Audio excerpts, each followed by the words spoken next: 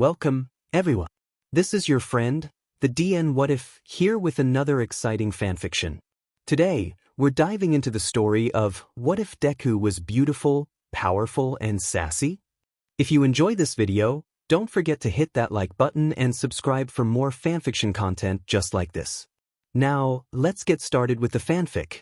Considering the painful cliches I'm about to bring out in just the next 3 chapters, I would ask that those of you dithering over whether this book is for you or not, to hold out until at least even better chapter 7, which properly sets the mood of this book and how I'm writing Izuku. Fair enough if you don't like the book, but if you're debating, Izuku wasn't having a particularly good day. He'll admit it to anyone, though no one would ask. The last day of term was supposed to be the best, but ideals and reality don't always get along. A lesson that had been taught to him in more ways than he could count, or at least, be bothered to now.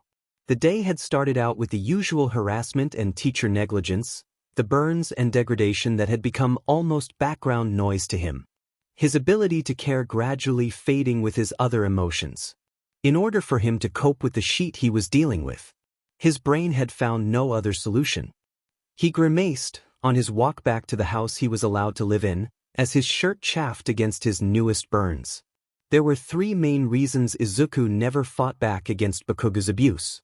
The first, that in targeting him everyone else got relative peace, even if he would never be thanked, it neatly negated Bakugo's insistence that he was useless.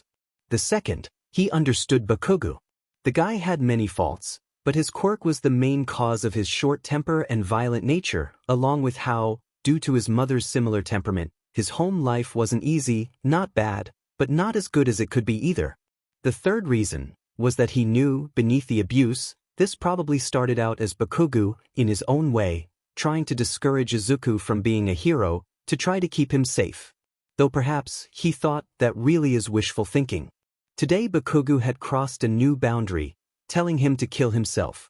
He had considered it, and often too. But this was a first in being told to do so it really wasn't a great day. No matter how little he really blamed Bakugo, being assured that you are useless and worthless both at home and at school wasn't exactly a joy for Izuku either. And this was a new low. Izuku reached the house where he lived and unlocked the door, to find the place empty. Empty of pictures, empty of all furniture, empty of food, and empty of single abusive parents. There was a note on the tiled floor of the once kitchen Inko had thoughtfully left behind. I will no longer take the embarrassment of being your mother. I am leaving to join my husband, and I expect never to hear from you piece of trash or the police, so don't you dare commit suicide or look for me. Rent on the house runs out in a month. Izuku brushed his thumb over the words. Barely an indent. She hadn't been even faintly emotional when writing this. She hadn't signed it either. Embarrassment. She was gone. And this wasn't even the end of junior high. He still had another year. Izuku glanced over the note once more, then discarded it. He went down to look in the cellar he'd been sleeping in for the last 10 years and was pleasantly surprised to find his few possessions untouched and tattered computer still present hidden in the grate. He was genuinely relieved. He didn't face going in yet though. He headed upstairs to the bedroom, catching his reflection in the mirror that had surprisingly been left behind, unlike the bed. Those big dull green eyes stared back at him. He vaguely wondered how long it had been since there was light in them. He sat down on the floor, to think. So, he was living alone now, and he was not to commit suicide. He could work with that. If he was honest with himself, this situation was substantial upgrade other than his impending homelessness. The carpet of the empty bedroom would make for much more comfort than the concrete of the cellar, and he wouldn't need to steal first aid supplies from the school nurse anymore. But he had to consider his future. Obviously he'd be going to high school. He was pretty smart if he said so himself, so it was worthwhile. Even if right now he was in no mood to play by the rules, he had a long life ahead of him. Views and values change, and qualifications would give him choices. So high school it was. He shifted from crossed legs to lying on his side. His next thought making the tug of gravity no longer resistible. UA was pointless. Though it still hurt a little to admit, he clearly wasn't getting a quirk, and even if he did, the probability of it actually being conducive to hero work was pretty slim. But as a quirkless person, he'd have to be academically excellent if he had a hope of doing well in life. Why bother living? Izuku dug his nails into the flesh of his forearm. The pain repelled the unhelpful thoughts for now. He could drop out of junior high. He'd learned all of next year's syllabus anyway. Savings were more urgent. He could arrange to take all the tests in the first week back, though that meant only 2 weeks to revise. Anyway, he would be dealing with high school, which meant jobs had to be weekend or evenings, preferably very well paid per hour. He rolled onto his stomach, wincing as last night's cuts and today's bruises made themselves known again, and hauled himself to his feet to look in the mirror once more. Disregarding the heavy eye bags, signs of malnourishment and fading bruises, he didn't look too awful. With a bit of time to clean himself up and heal, he could do it. He hunched over and folded in his shoulders at school to go under the radar more, but if he stretched out properly, he was attractive for his age. Pretty feminine too. He'd noticed a few girls and guys had started looking at him differently at school. One even spoke to him once. To do that in spite of Bakugo meant he must be relatively good-looking. He allowed himself a rare smile, a hairstyle change, and he'd look perfect for that kind of work. He was over the age of consent in Japan after all. He wondered what Bakugo would think, then cast the unnecessary thought away. He looked away from the mirror and returned to the cellar, crawling on hands and knees due to the low ceiling and trying not to have a panic attack at the closeness of the walls. Those All Might posters went with his rights to having an actual bedroom. They'd set her off. But he removed the last of the figurines he'd hidden to throw away, and, though he did hesitate, his hero analysis books. He reassured that small remaining part of him that still cared, that he had them memorized anyway. He also went through his clothes, but put the ones he didn't want in Inko's old room just in case. Not like he had the money to really be chucking anything. He escaped the confines of the cellar with relief, hopefully never to return, and left the house, chucking the figurines into the bins outside. He was about to follow suit with the books but hesitated. She hadn't mentioned paying the heating or electricity bills after all. If he needed warmth, he would need tinder. It would be kinda poetic really, burning his dreams for the sake of keeping warm. He came back in, dumping them in the living room before opening and starting up his ancient computer. He set up a bank account. He didn't have any money. Not like he'd been allowed to work or got some for birthdays. Anything for birthdays actually. When was his birthday? He realized with surprise he didn't remember anymore. Not like it really mattered. He wouldn't be able to afford food for a while, but it wasn't like he'd been living off much more than a meal every 2 days anyway. A new problem suddenly dawned on him. If he did that type of work, he couldn't be bruised and battered from bullying. So he needed to work out and learn self-defense in time to stop that cycle in high school. It was going to be a very busy year. Izuku closed his laptop. He transitioned everything he'd removed from the glorified hole in the ground, up to the empty bedroom, and settled on the carpet. Then, he curled in on himself and cried. When Midoriya Izuku made a plan, he usually stuck to it. Which was why he could be found late into the evening at a strip club. He was surprisingly popular, especially with the wealthier clients, and it turned out he could sing and dance pretty well. This brought a lot of progress in the plan. The electricity, heating bills and rent were paid, a fridge bought and stocked with food, and he could begin self-defense classes. He even had reserve savings, which was satisfying, and enough spare to get a nice futon, though sleeping on something so soft took getting used to, as did regular meals. He quickly fell into routine. It took a week of full training before he could begin to perform. By then, it was the first week of the last year of junior high. He was surprised how quickly he adapted to the strange environment, the lights, the drunken men and women in their hands. He felt filthy, but he was earning well and would soon earn more, so he just washed thoroughly when he returned in the early hours and told himself he'd get used to it.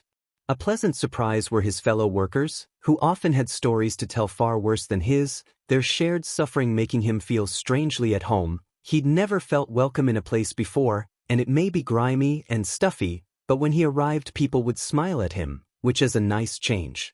His only solace in his school life had been the school library. It had been run by a quirkless old lady, who allowed him to hide in the back room during break and lunch times and read. Though he more often than not dived into fiction books, into happy worlds, to live the lives of main characters who were special, who were destined and driven. He did do a fair bit of schoolwork. He'd done enough to be able to take his junior high exams a year early anyway, which the teachers willingly let him do to get rid of the quirkless embarrassment. School out for the year meant Izuku could begin truly working toward his new future. He began doing full workouts every morning, running up and down Dagoba Beach, surprised how much enjoyment he could feel from the exercise despite his frankly shitty life and prospects.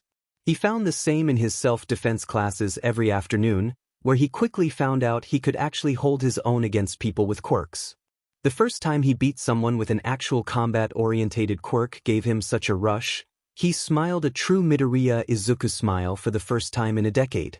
All the time he wasn't doing these, working or sleeping was spent on chores and study. If he could learn the work for next year, he would surely be able to pass entrance tests easily enough. And he'd have to ace them. If any fault could be found, they'd find a way to reject the quirkless student. That was life. It was a Saturday a month into his new life when Izuku first took the next step at his work. It was his virginity on the line, and never in his entire life had it seemed worth 1/100th of the sum the man was paying. He was worthless after all, to everyone but himself. But clearly his body was of some value. In spite of the fact Izuku was reconciled to his new reality, he was still nervous as he prepared, shakily applying makeup and adjusting his outfit. His friends, for they understood him, like he doubted anyone else ever could, were waiting at his dressing room door.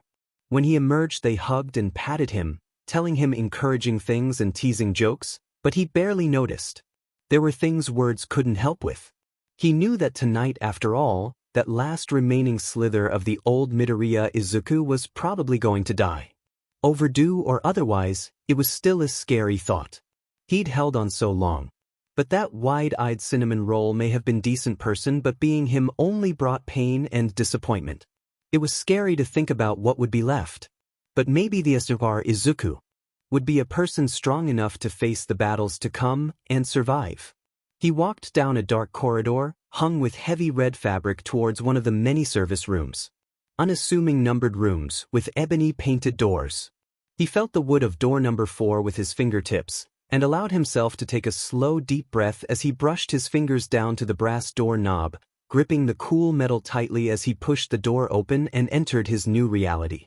It was a small room, barely large enough for the king-size bed in the center, but containing several mirrors to give an illusion of space, and dimly like so the client's eyes couldn't pick up the signs of those that had gone before them, on the room and the people. On the large bed sat an older man, not as old as some of his comrades had, but certainly in his 40s. He was portly, but had the dress sense of someone who hadn't realized. Their eyes met, his glinting in the low light. "Come," he stated. "What do I call you?" Izuku asked softly, slinking forward and straddling the man like how he was trained and trying to believe that only his body would be soiled in this encounter. "Master." Then Izuku had his first kiss, and his entire world turned upside down. He barely remembered the rest of the night. Parts had been painful, his parts had been pleasurable too, though not many and nowhere near as pleasurable and surprising as what that kiss had revealed. When their lips met, text had appeared across his vision. "Electric skin. Take copy leave." The original Midoriya Izuku hardly died that day. He was reborn stronger than ever. With his job done, Izuku had raced home, ignoring the pain in his hips, and barely stopping to pick up his paycheck from his confused boss. So much to think about, it was overwhelming. He had a quirk, with which he could take or copy other people's quirks, by kissing them. An opportunity to test this soon arose in the form of a man who attempted to mug him in an alleyway. He was familiar with the city, so often took alleyways and shortcuts in order to get home. He'd be in trouble if he wasn't on time in the past, and since he was in a hurry and preoccupied, he'd taken the route out of habit. As safe route in daylight. Not so much at 1 a.m. Cue electric skin. Izuku had turned and rapidly pressed his bare palm to the tall blonde's chest, invoking the quirk, and the stranger had crumpled to the concrete, though not dead to Izuku's relief. Holy shit. Izuku strengthened his resolve. For the sake of science. He kissed the unconscious man. Nothing happened. Test complete, Izuku hastily put the man in the recovery position and scarpered back home.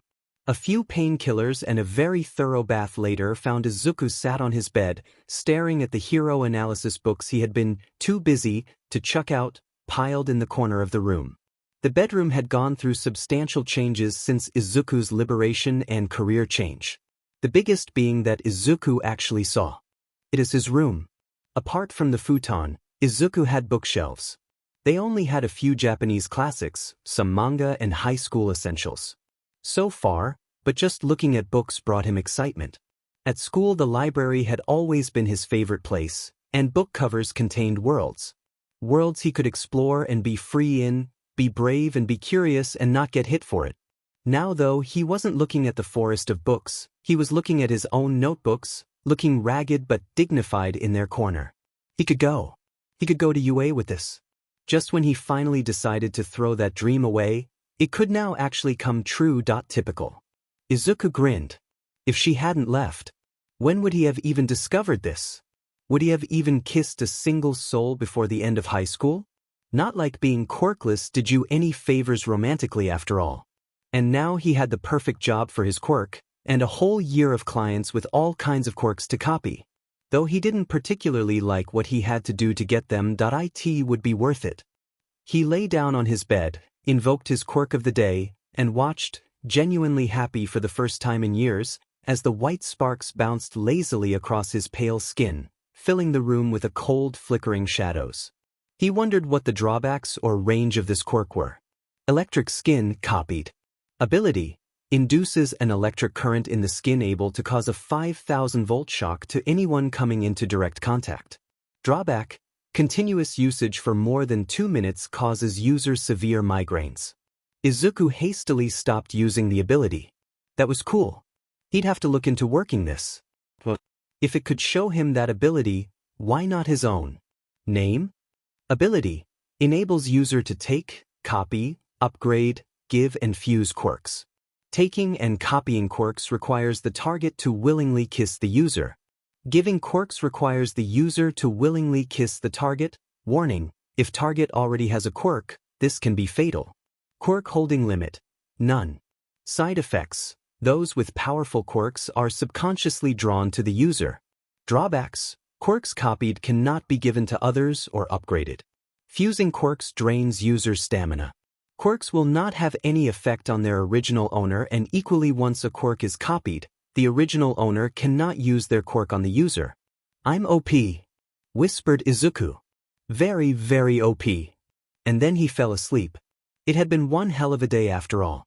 Izuku awoke and stretched in the morning light, hastily checking stats for electric skin to make sure the whole thing wasn't a dream. He'd had a lot of similar ones, his mind was cruel like that. He rose, grimacing at the sudden sharp pain in his pelvis, before checking the time, to find it was 6 a.m. Crawling to his feet he smiled. His hips ached, but he wondered if the novelty of waking up without fresh cuts and sharp pains would ever wear off. Once he'd begun cooking, he allowed his analytical mind to get back to work. With an ability like his, he had to keep it secret, at least for now. It was easily the most powerful quirk he could think of, and if it was made public, it didn't bear thinking about. But that wouldn't stop him going to UA, of course. He flipped the pancakes absently before piling them up and grabbing the golden syrup. He usually ate more healthily, but this was a celebration. He'd no one he trusted enough to share the news with, but he planned to eat so much sugary food he'd soon forget that.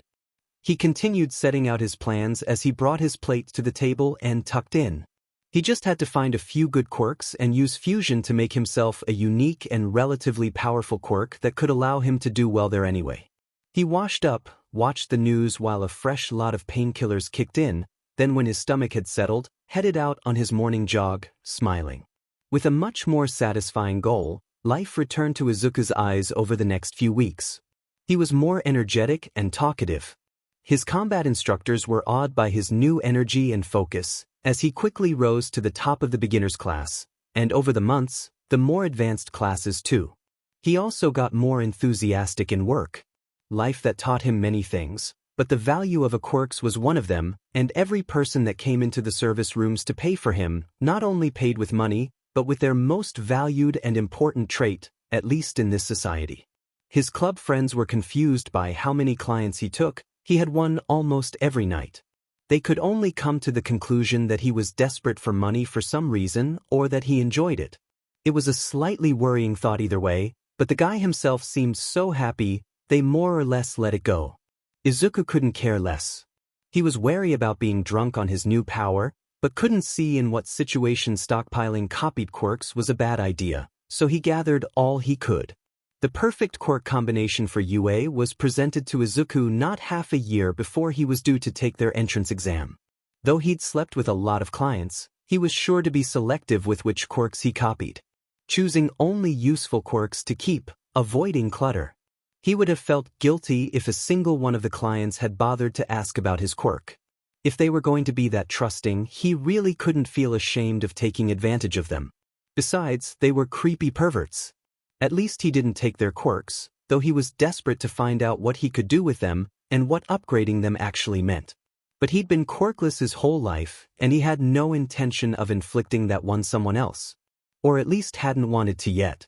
Electric skin had always appealed to Izuku for hero work. Along with his self-defense training, which he'd soon completed and gone on to multidisciplinary combat training, and his dance that gave him flexibility and agility, being able to fight close combat and incapacitate a villain with one touch sounded perfect. Though he might have a little soft spot for the quirk since it was his first. He just wished he could better control the voltage. He knew from his research that he'd been very lucky that night. The voltage would not have knocked out anyone larger and could have killed someone smaller. However, the Greenette soon gave up on electric skin after he discovered the full potential of fusion. He'd played with several, and it was very much up to chance whether the resultant quirk was more useful or not. However, after collecting a few luck quirks from businessmen over the months, the success rate had increased a great deal. And now he had the perfect quirk to fuse. The client was a young man, and his quirk was Regulator. It enabled him to control the strength of other people's quirks by touch, and even nullify drawbacks or limitations. It had a side effect of glowing eyes but no apparent drawbacks other than the touch thing. It was practically perfect for any combination, and Izuku was so happy he gave the guy way more than his money's worth.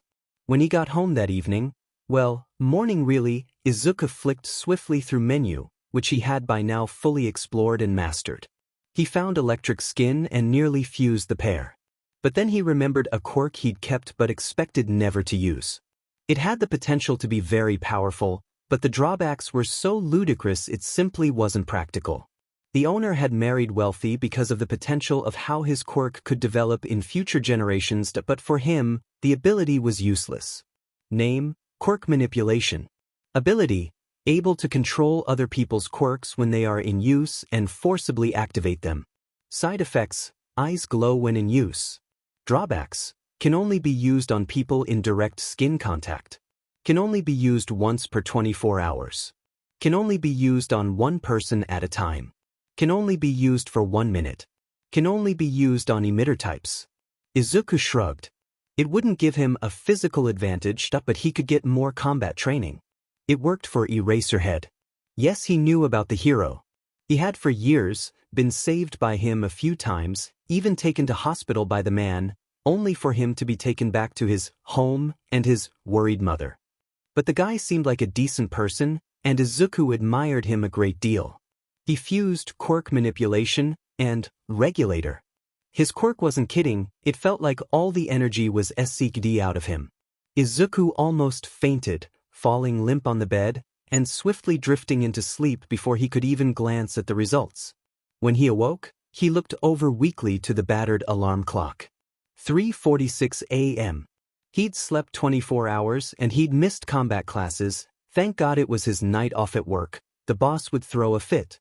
Izuku flicked onto the menu and found the category, Fused Quirks. The other categories were Operating Passive Quirks, Non-Operating Passive Quirks, Operating Active Quirks, and Non-Operating Active Quirks, each with quirk type subtitles. In Fused Quirks was the new quirk. Seeing the stats, Izuku whooped for joy. He smiled. He was officially OP. And those passive probability manipulation quirks he'd picked up at the casinos weeks ago were really helping turn things in his favor. And quirk. Ability. Able to control other people's quirks when they are in use and forcibly activate them. Side effect. Eyes glow when activated. Drawbacks. None. It was ridiculous. Izuku knew that. But he'd had 11 years of hell. He was hardly going to feel guilty, he'd done the time. He deserved a world-conquering quirk, and he'd got one. He heaved himself up, hopped off of the bed and trudged into the bathroom. He smiled at his reflection, perhaps. He'd made his fake quirk a little too OP. Ah well. As he headed downstairs, a new realization hit him. What on earth was his dad's quirk? Attraction of small objects could hardly make the leap. At best it probably caused the attraction of people with powerful quirks noted in the side effects and maybe influencing the method by which he got the quirks. Neither could fire breathing. If his dad had such a powerful quirk, why wasn't there a hero with an ability vaguely like his? There wasn't. So either his dad's ability was ultimately useless in combat, like being able to know an opponent's quirk through skin-to-skin contact, or the ability to store information, or he was a villain. Either way they were out of contact completely, and Izuku must be powerful enough to at least run away if the man ever came back into his life. And UA would be a safe enough place. The guy clearly wasn't more powerful than All Might if he was a villain, and if that were the case, he was fine. He glanced lazily at the time. 6:05 a.m. May as well head out to the park. He felt like a workout. And perhaps, just maybe, the passive probability quirk wanted him to be out there in that place at that time. Aizawa was not particularly in the mood to deal with anyone when his shift finally came to an end at 6:30 a.m. He knew immediately, though, that the kid training in the park was worth talking to. It was quickly apparent that this kid had trained a lot in physical combat and in Aizawa's experience. That made him very unique. It was very rare, even among many adult heroes, to thoroughly train in traditional combat techniques. If your quirk didn't suit hero work, you didn't do it. If your quirk was long range, you had no need to fight. If it was short range, it was rare such training could be thought necessary. Either you'd beat an opponent, or you'd hold out until someone with a more suited quirk was called in and did. Superpowers made people lazy like that. This kid could move at incredibly high speeds, and he regularly practiced exercises from a range of fighting styles. Most would consider it completely unnecessary. Aizawa thought it marked this kid out as very interesting. What happened next proved him even more so. The kid stopped his exercise, then seemed to pause before turning to look at him. Aizawa wasn't the type of person you sensed unless he wanted you to. He had incredible control of his presence, and he'd been in full observation mode. Yet, whilst focused on his training, the kid had sensed him. Surprised at being caught but with too much style to show it, Aizawa confidently approached the teen. "Nice to meet you, Eraserhead," he said calmly. "How did you know, kid?" Aizawa asked more out of reflex than anything. Barely anyone could identify him without the costume. "I'm a fan of your work, sir. Plus, the scarf." Aizawa smiled a little at that. The scarf was a bit of a giveaway, but he wouldn't go without it. "You're a smart one." "Thank you." The teen smiled, but Aizawa could tell it was forced. "That said, could you tell me, why do you train in combat techniques?" The kid paused for thought, giving Aizawa an evaluative glance. "I was a late bloomer. I trained in combat originally thinking I was quirkless. The quirk I eventually discovered is kinda like yours. It won't physically help me. Besides, in a world where quirks like yours exist, knowing how to rely on your own strength makes sense, don't you think?" The boy tilted his head as he finished. There was something about him. Aizawa couldn't put his finger on it, but he had a good feeling. Anyone would have lived like they were quirkless, made good heroes. They were generally cautious, not reckless, clever, not vain. Considering physically he had no greater advantage than any quirkless person, he could appreciate this. Which was why he found himself offering to train the kid.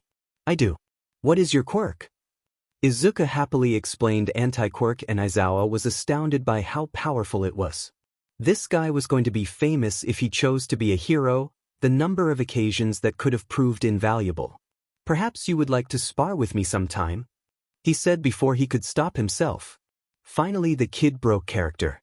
His eyes shone with excitement, gleaming like emeralds. That would be amazing, sir." In spite of himself, Aizawa chuckled more with relief than anything. The teen's eyes were practically starry. It's okay to show your age, you know. How old are you anyway? 16? 17? Which hero school do you attend? Oh. Izuku paused to think. Though his instincts told him to trust Aizawa, he decided to be careful for now. Truth, but not all of it. I'm actually 15, nearly finishing junior high. Aizawa smiled again in spite of himself. This is one I might actually enjoy teaching. Huh, you behave much older than you are. What high schools are you considering? I'm guessing you do want to be a hero?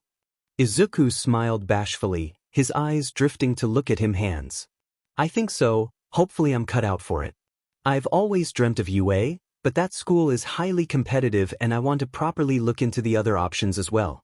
Plus their entrance exams are known to favor physical combatants.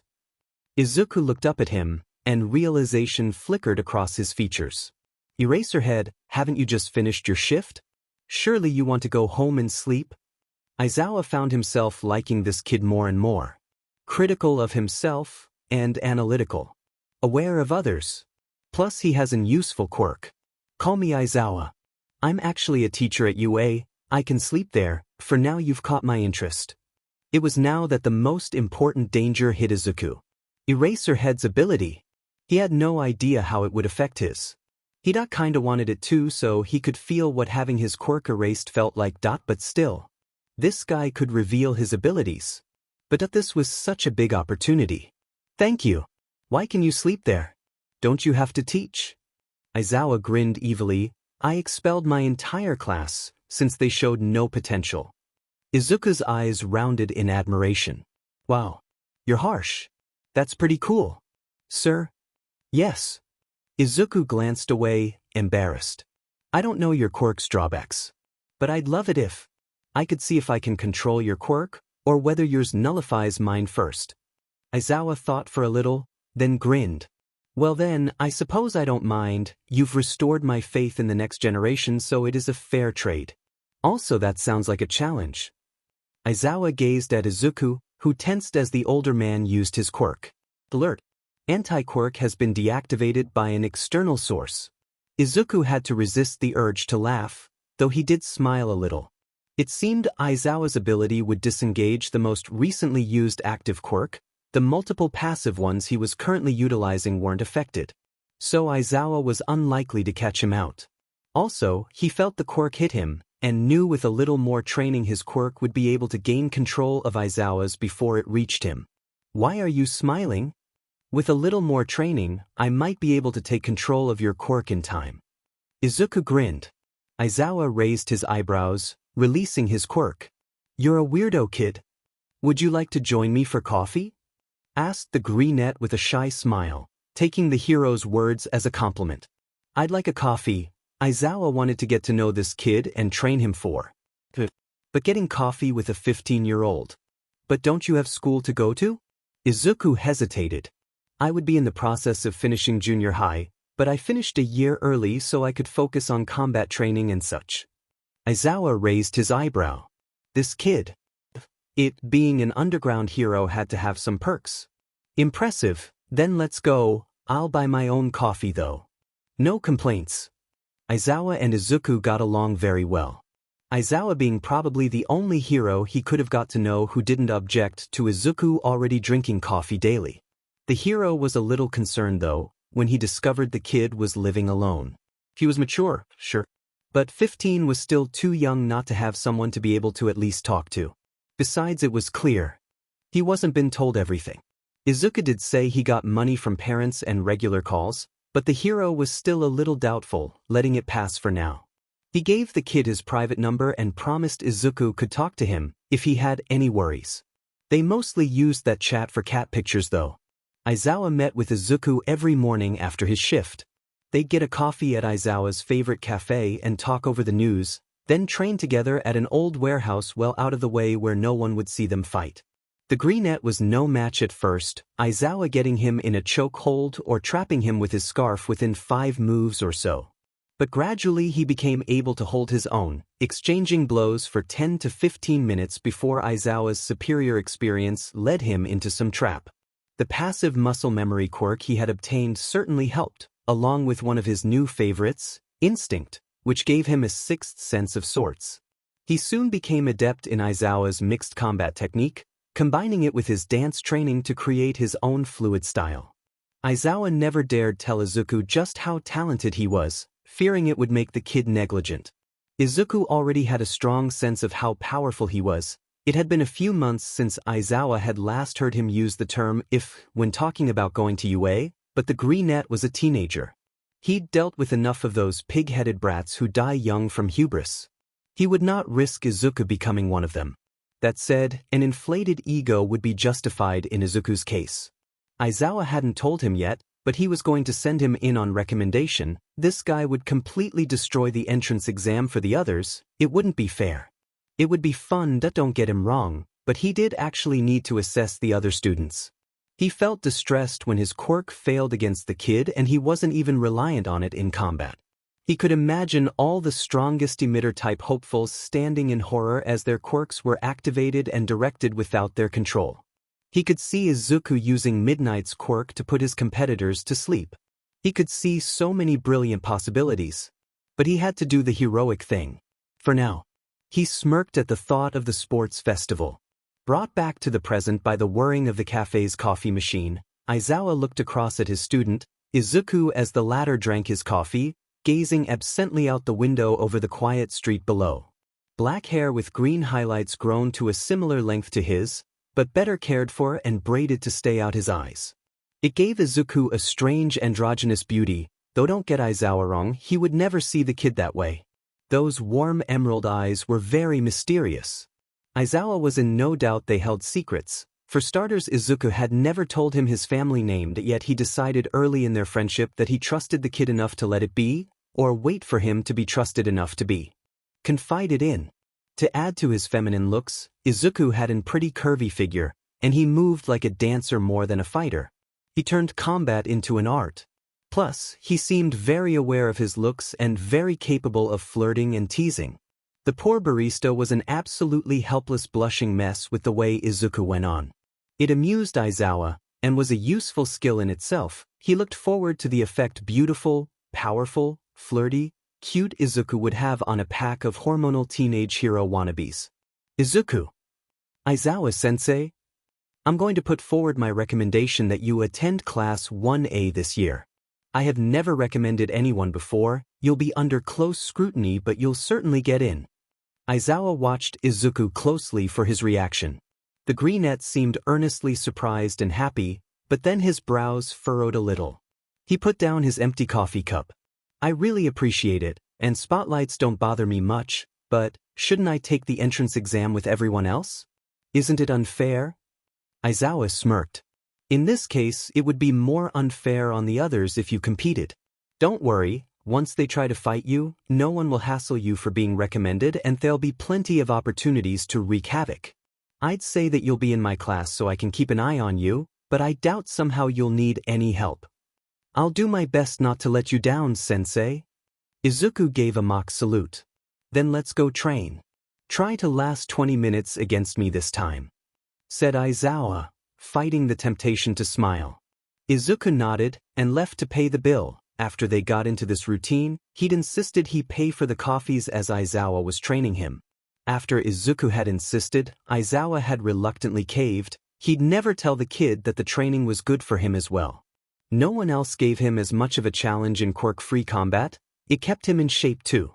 Izuku returned to his lovely dressing room in the club.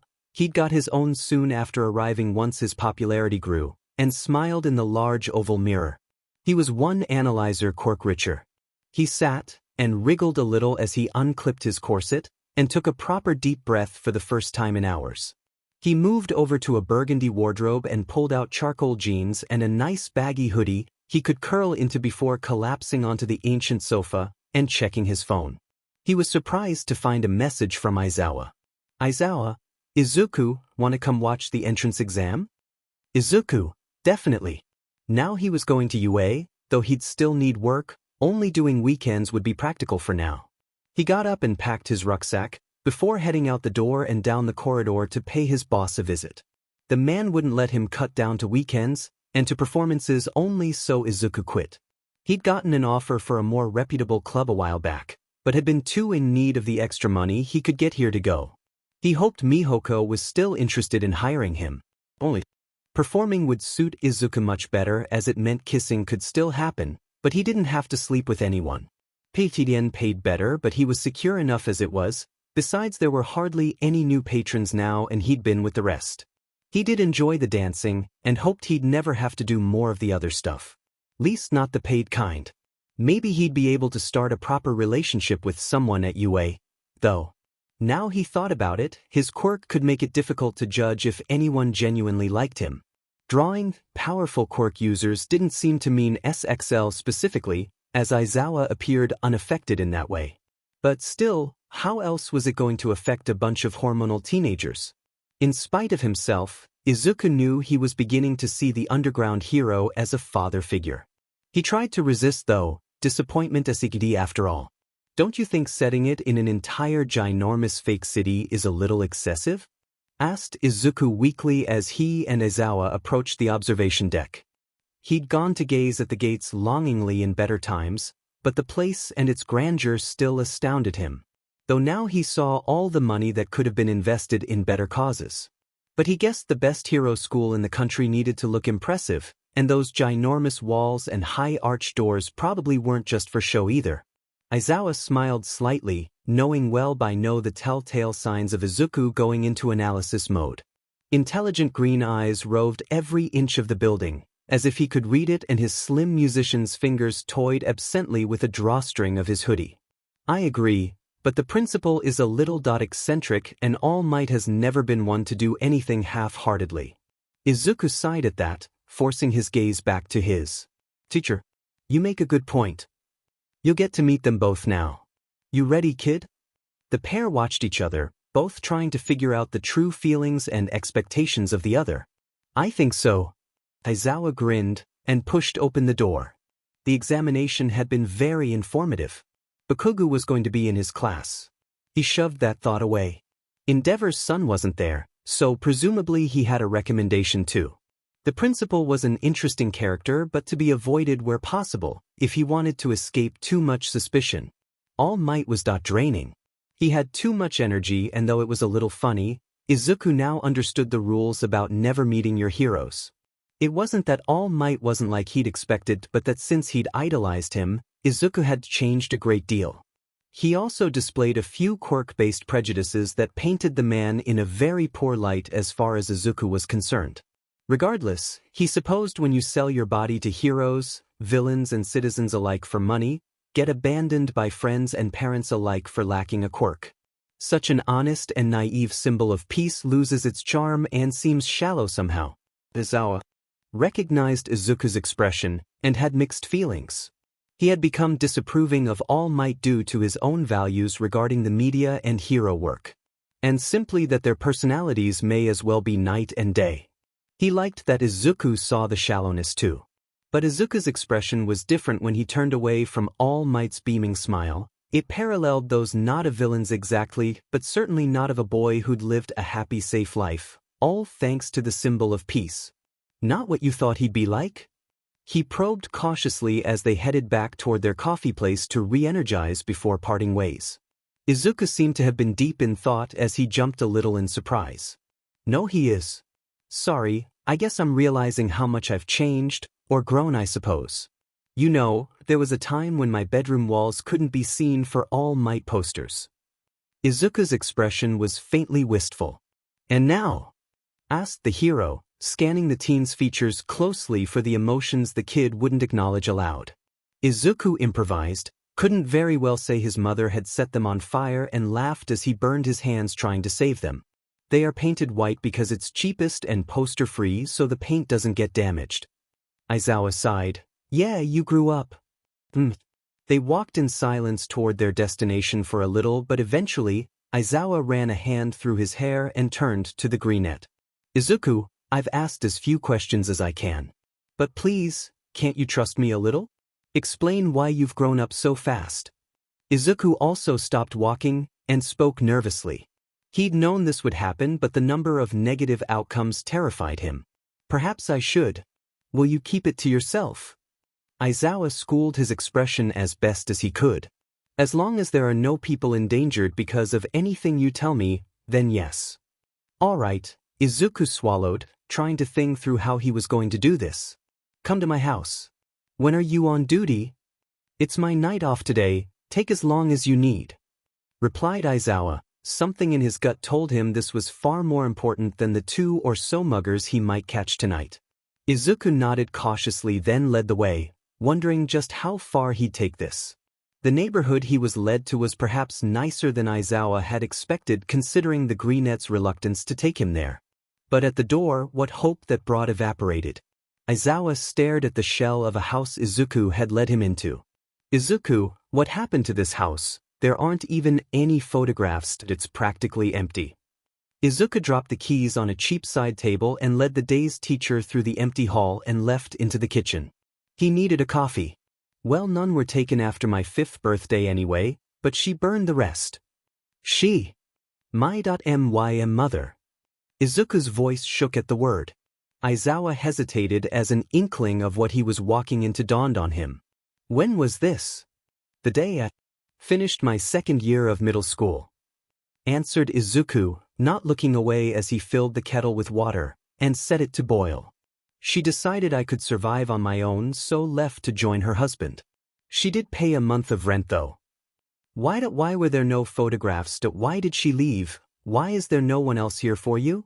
Aizawa was astounded. This was several levels above what he'd imagined. Izuku paused again, planning out his words. I told you I was a late bloomer? Yes. Replied Aizawa.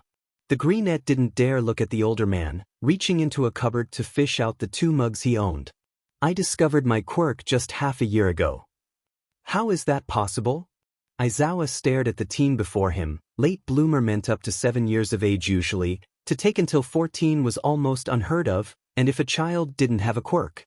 She concluded you were quirkless. Oh, Izuku. It had been a long time since Aizawa had first begun to see Izuku as a son. And this was the last straw. He moved swiftly across the room and embraced the Greenette. I'm so sorry you suffered through that. It's okay. It led me to you? Izuku more asked than said it. Completely unsure of where their boundaries were anymore, just happily enjoying the hug. The first truly loving physical contact he had in he couldn't even remember. He nuzzled into the hug, and Aizawa's heart felt like it would burst. Come live with me. Aizawa-sensei? Aizawa held him a little tighter. Izuku, move in with me. You're 15, you shouldn't be alone. I won't be great company, and out a lot, but I'm better than nothing, right? I have cats?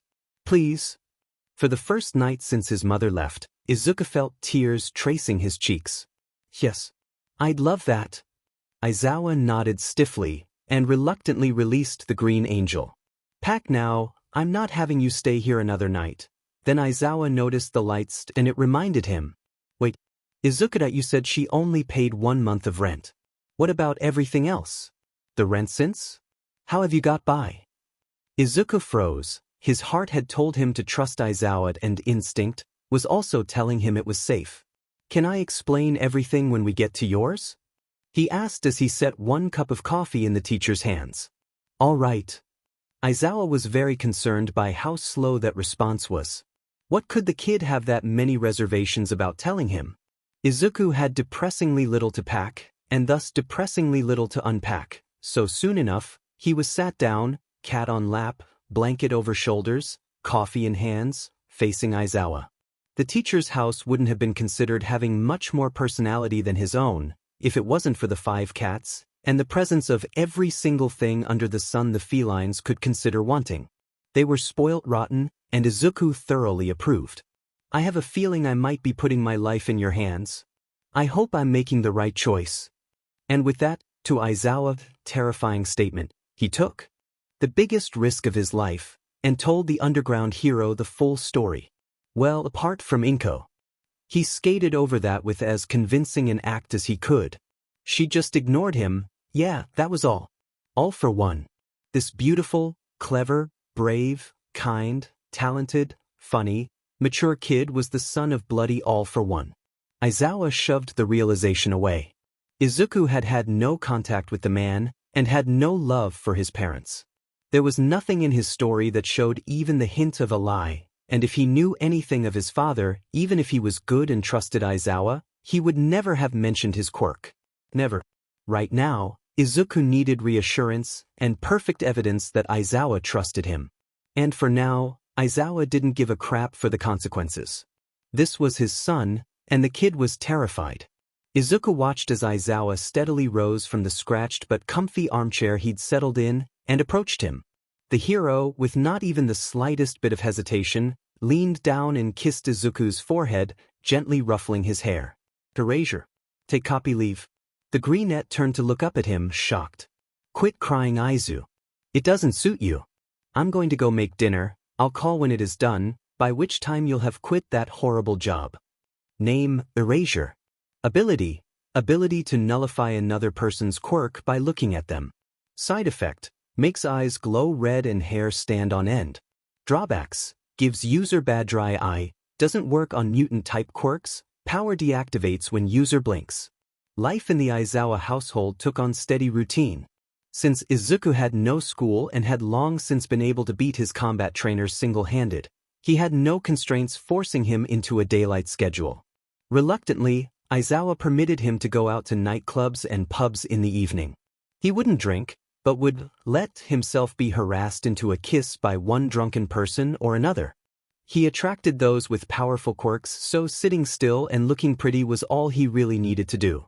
Besides, he was powerful enough to be able to extricate himself easily, and as it was them who kissed him without caution or consent, his hero's conscience wasn't too tested. Aizawa was conflicted, but Izuku wasn't taking quirks, and he'd done far worse than kiss guys. He could fend for himself, and accumulating and fusing quirks was the best way for him to become stronger to protect himself when all hell broke loose. Besides, Izuku was far more likely to be able to take on All for One, rather than All Might, in his opinion at least. And regardless of that, with his ability, Izuku needed to be as powerful as possible if he was to survive. So at around 10 p.m., Izuku would doll up, sometimes even cross-dressing for a different audience, and Aizawa would get into his hero gear. After Izuku cooked them breakfast, the pair would feed the cats and they'd head out to their nighttime duties. At midnight, Izuku would return to the house, remove the makeup and change into a hoodie and sweatpants, investing time equally between study, training, and cleaning. Aizawa wasn't a naturally untidy or really unclean man, at least accepting his personal appearance. However, with a 8 to 6 job at UA, and devoting his nights to hero work, he only had time to do the essentials and treat the cats to some love. This meant that the house had gradually deteriorated into a hovel with cities of spiders and a small rat community. Bin bags of worn, ripped, and/or blood-stained clothes and general rubbish were stacked in a room off of the kitchen, and outdated and irrelevant newspapers dating back over the last 10 years were gathered in stacks in storage cupboards or doubling as small tables for gatherings of old coffee mugs and empty cat treat packets. Nothing gave Izuku more satisfaction than giving the house the detox it deserved, and though Aizawa complained a little when Izuku insisted on replacing the exhausted sofa and buying him a brand new bright yellow sleeping bag to replace his ancient gray one, he knew the man appreciated it. At 7 a.m., Aizawa would return to fresh coffee, which they'd enjoy together with the cats. Once finished, they'd spar in the gym the hero had installed in a large basement. The only hint that his bank account did not reflect his appearance. Aizawa often let Izuku train with the quirks he picked up, or the new ones he fused. They regularly spent evenings debating which quirk Izuku should take to UA, but eventually agreed anti-quirk was the most versatile, and to an extent left potential for him to use the others without raising suspicion in emergencies. Following the training, either of them would cook dinner. After the meal, Aizawa would do some paperwork, and then go to UA. Izuku would go out for food and to his part-time job at the coffee shop that had brought them together. The pair would return home at 4 p.m. to sleep. Izuku had come to this particular club to meet the owner. Her name was Mihoko, and she was quite beautiful with pale purple hair. She wanted to hire him, and it was tempting. But he had decided to refuse and see where his relationship with Aizawa went. He had plenty of savings in the meantime, and she told him he could always come back. Though she looked quite happy he was getting out. He tugged absently at his turtleneck jumper as he made his way down the stairs, out the staff-only door and into the main area of the club, wincing at the sudden increase in volume of the mind-numbing music booming from speakers. He was wearing a pair of black denim dungarees today, with the turquoise turtleneck jumper underneath and black-heeled boots. It was pretty tame compared to what he usually wore, but he'd been here on actual business, not, well, pleasure wasn't the right word, but he couldn't think of another. As he was leaving, he spied another teen across the club and knew immediately he was one to get to know. His instinct was yelling at him. The teen wore ripped black, skinny jeans and an ash-gray jumper, with the welcoming motif, F off I'm tired, emblazoned in black on the front. His hair was a mess and his eye bags darker than his jeans. In short, he looked externally how Izuku felt on the inside, though a lot more attractive. It took a specific kind of hotness to pull off eye bags, and that was not one Izuku possessed. Moving his way with practiced ease across the crowded, stuffy and alcohol-saturated room, he approached the boy, who he guessed to be the same age as himself. It was surprising really, the last place he'd expect anyone normal their age to be at. "Hey, stranger. Can I buy you a drink?" he asked softly. The guy almost hit his head on the ceiling in surprise. Clearly, this was the first time this had happened to him. Izuku was mildly flattered when their eyes met and the stranger's face got redder and redder, clashing painfully with his purple hair. "By the look of those cheeks, perhaps you'd like something other than a drink, huh?" He chuckled and the guy grimaced. "This is a first for me, and you're, pretty cute." I panicked. I rather like having that effect. Izuku winked, and those red cheeks returned full force. This was fun. "So, what's your poison?" "I'm Shinso Hitoshi. And I'm too young to drink, so just a coffee," muttered Shinso embarrassed. "Interesting setting for a coffee, but I approve," replied the brunette with a grin before turning to catch the eye of the nearest barman. "Hey, here, 2 coffees." Kira blushed and rolled his eyes, and Shinso took a moment to compose himself whilst his companion was distracted. His companion, the cutest guy in the room. The guy everyone in the room was mentally undressing with their eyes as he talked, was buying him a coffee. He could feel the jealous stares, but his heart was too busy trying to escape his chest for him to care. "Here we are. Wanna sit outside?" asked the brunette, returning with 2 pint glasses of dark liquid. "Why yeah," managed Shinso. Furious beauty couldn't get some semblance of control. "Breathe, I won't bite. My name's Izuku and I'm 15. You?" asked Izuku gently. Shinso blinked. "Oh, we're the same age." It wasn't surprising exactly, looking at the guy's appearance, but Izuku held himself with far more confidence that a 15-year-old in a club should have. They settled down on the curb with their coffees, enjoying the cool breeze after the stuffiness inside. It was a clear night. A couple of stars were bright enough to be seen through the city's light pollution, though hardly a constellation worth. The street was pretty quiet for a Friday too, but Izuku didn't overthink it. It was nice to have a little silence. He turned to his companion tentatively, managing not to snort as he caught him doing a breathing exercise to calm down. Was this his first gay panic? This Hitoshi had very pretty eyes, Izuku noticed. They weren't quite purple, but they weren't quite blue. Indigo was the word. They were nice. Calm, in contrast with the reddened cheeks and forced steady breaths. "What's on your mind?" he asked. "You seemed pretty lost in thought when I came over." Shinso hesitated, so Izuku spoke further, smiling reassuringly. "You know, I'm a complete stranger. I won't know anyone involved or probably ever see you again. You can talk about it as much as you like and it won't come back to bite you." Shinso stared at him long and hard, before taking a good gulp of coffee. "Why not?" Izuku listened to Shinsu's doubts and fears, eyes widening at his ability. "I can see how your quirk could be used for villainy Shinso winced. "But I can also see how All Might's quirk can be used for villainy."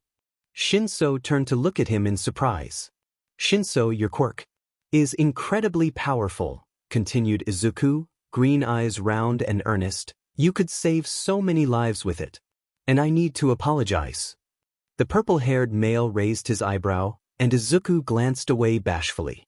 I said I was a stranger who you'll probably never see again. But I won't be, firstly because I also got into UA too, though I'll be in 1A, and secondly because I'm giving you my number.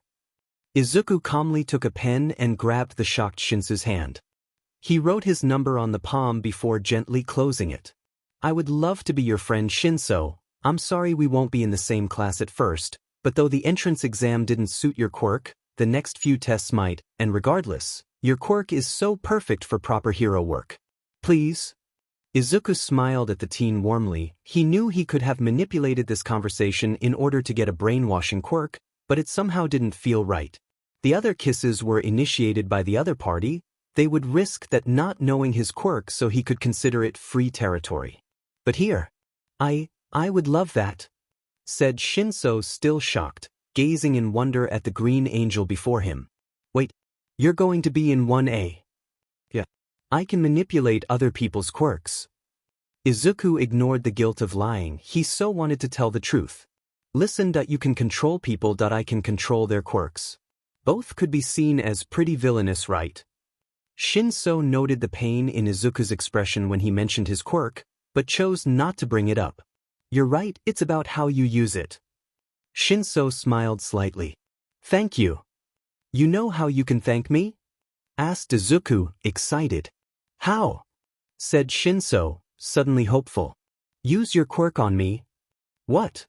Shinso stared in confusion, swallowing his slight disappointment. Blushing cutely in embarrassment, Izuku explained, I'm curious as to what it feels like. Shinso blinked at him. No one had ever asked before, and those green eyes shone with a level of curiosity that made him want to blush from pride. Pride for his quirk. With a mental shake to settle his thoughts, he spoke again. Are you sure? Yes, said Izuku firmly. It felt like he was trapped in his brain. His body moved without his control, but once again he could feel the quirk rippling toward him and knew if he'd reacted he could have blocked it. Shinso chuckled, having a sudden burst of confidence. He gave his command. Kiss me. Izuku's eyes widened in shock and he broke Shinsu's control, though not before their lips met. Brainwashing. Take copy leave. Izuku was horrified, and it must have showed on his face, because Shinso was panicking and apologizing desperately. Certain he'd screwed up the first friendship he'd ever managed to make. No. Izuku spoke hastily, hating the fear in Shinso's eyes. Hey, it's not you. I asked to buy you a drink, remember? I was planning a hookup, until I realized I actually like you as a person. So wanted to keep contact. You're okay. It's just. F-. Shinso seemed to calm a little, but he was still confused. My ability is more dangerous than just quirk manipulation. But I can't tell you anything. Izuku grimaced in frustration, a hand to his temples. Izuku selected leave, though he was very conflicted about it. He sighed before glancing at the time. I should be heading home. I'm sorry that I won't ask that I promise. Just will there be any affects on me? Asked the taller teen carefully. Izuku smiled apologetically. No. Nothing at all. I broke control in time. Text me, okay? And I still think your quirk is amazing. Why yeah. Shinso watched the greenette leave. He hoped one day the guy would explain his secret. But for now, today had been in pretty good success. He'd made a friend. And however bad that he'd still had his first kiss. He wasn't forgetting that feeling in a hurry. Aizawa entered the kitchen and smiled when he saw Izuku humming as he cooked. Meet someone cute, huh? Yeah, replied Izuku. Yeah, I did. You'd like him. Oh really? Aizawa doubted it. He was surprised by how protective he felt. Definitely, murmured the greenette with a soft smile. It was 5 p.m., so late by Aizawa and Izuku's warped standards. Aizawa mentally shook himself, looking over at his adorable newly acquired adolescent human. Said Izuku was reading news articles on his phone, settled in their new armchair. The greenette was in a yellow hoodie, the same shade as the sleeping bag the kid had bought him, as well as some ash gray jeans and black sneakers, his hair up in an untidy bun to match Aizawa's own. He was absently stroking their resident tabby, the cat slowly melting into a puddle on his lap from the greenette's gentle ministrations. Izuku, he asked, breaking the kid out of his thoughts. Izuku looked over at him, smiling uncertainly. Yeah. Come in here a minute, there is something I want to talk to you about. Izuku nodded and rose, pocketing his phone and carefully displacing the irate cat to join Aizawa on the sofa. The hero hated the lingering fear that never truly seemed to leave Izuku's eyes, no matter their warmth. He wondered how many weeks, months, years it would take for their gazes to meet and that fear to be gone. The rational side of him thought it never would, but for once he pointedly ignored it. What is it? The greenette asked, both curious and nervous. Aizawa ran a hand through his hair and took a steadying breath. The day you arrived, you took a great risk in being honest with me, which came with a great deal of danger. I'm ashamed to say that I didn't return that honesty. Oh, I know, replied Izuku easily.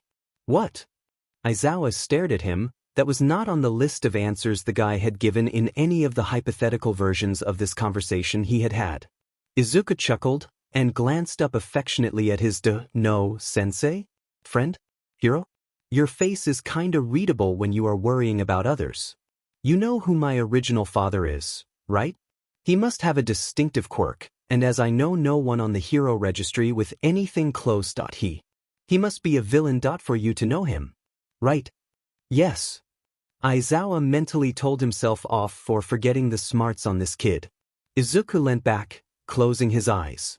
Well, if you think I'd be best off not knowing, he said, voice calm and accepting, I trust your judgment. I basically put my life in your hands, remember? Aizawa chuckled at the relaxed and frank way Izuku said it. You really are something else. I'm sorry, but for now I don't think you need to know. Izuku, blinking in sudden realization, he asked, what is your family name? Oh. Izuku immediately tensed. It's Midoriya. Might help in tracking down that villain. He gazed at his hands, forcing them flat on his lap. I hate it though, so I'd much rather come up with a new one. Aizawa recalled Midoriya Hisashi, but set that matter aside for later. The fear that flickered across Izuku's face when he spoke that name.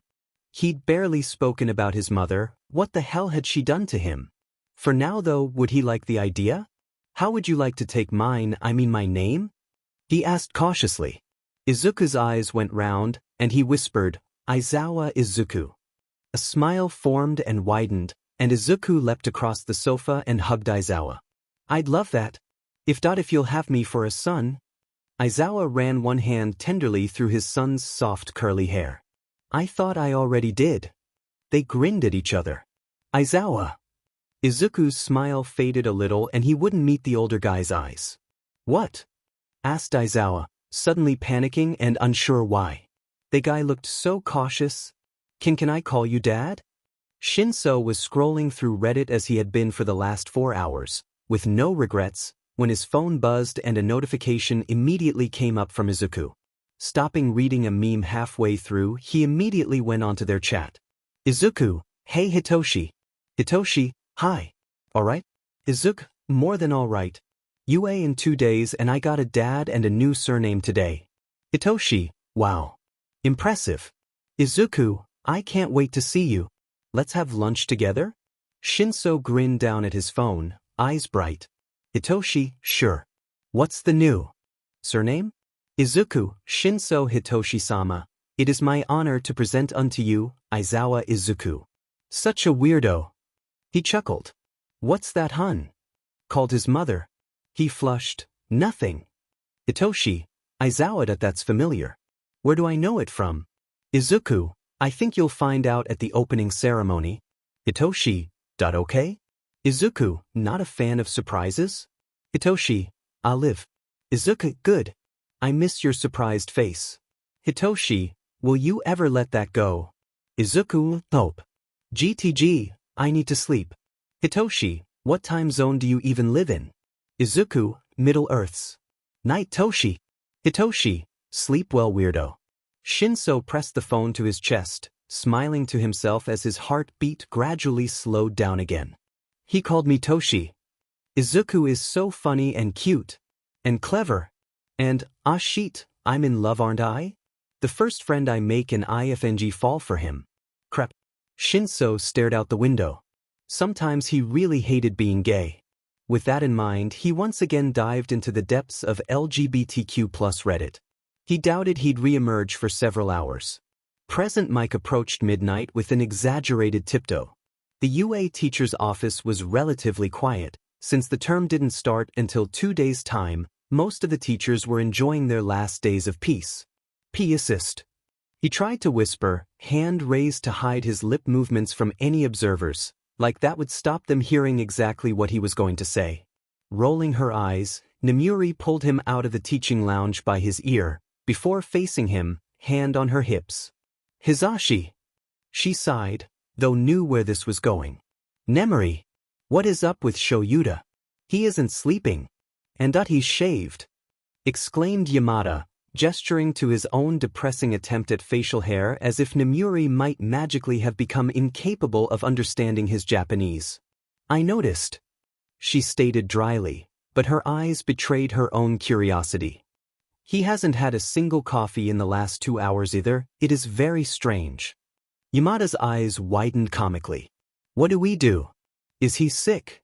Nemuri smiled slightly, though her eyes suddenly saddened. I suspect he is happy. But we should go ask. It had been a long time since she'd seen Shoyuta like this. Possibly more than 10 years. But he's been my friend for years. Surely he's always happy. Exclaimed Yamada. Hizashi. Said Nemuri, arms crossed and eyebrows raised. Yamada dropped the facade, and visibly drooped. Let's ask, he muttered, running a hand through his hair. They went back into the room and did a double take. Aizawa? Aizawa was humming? It was a terrifying sound that would be more at home in a horror movie. But it couldn't be anything else. Shoyuta, did something good happen? Asked Nemuri very carefully as they reached the underground hero. Yes, actually. I'm a dad. Responded the other hero with almost more surprise than anything else. What? The duo screeched, along with the few teachers that had been eavesdropping. Since when? Midnight's composure left her. Shoyuta, a dad? How could a man barely able to take care of himself raise a baby?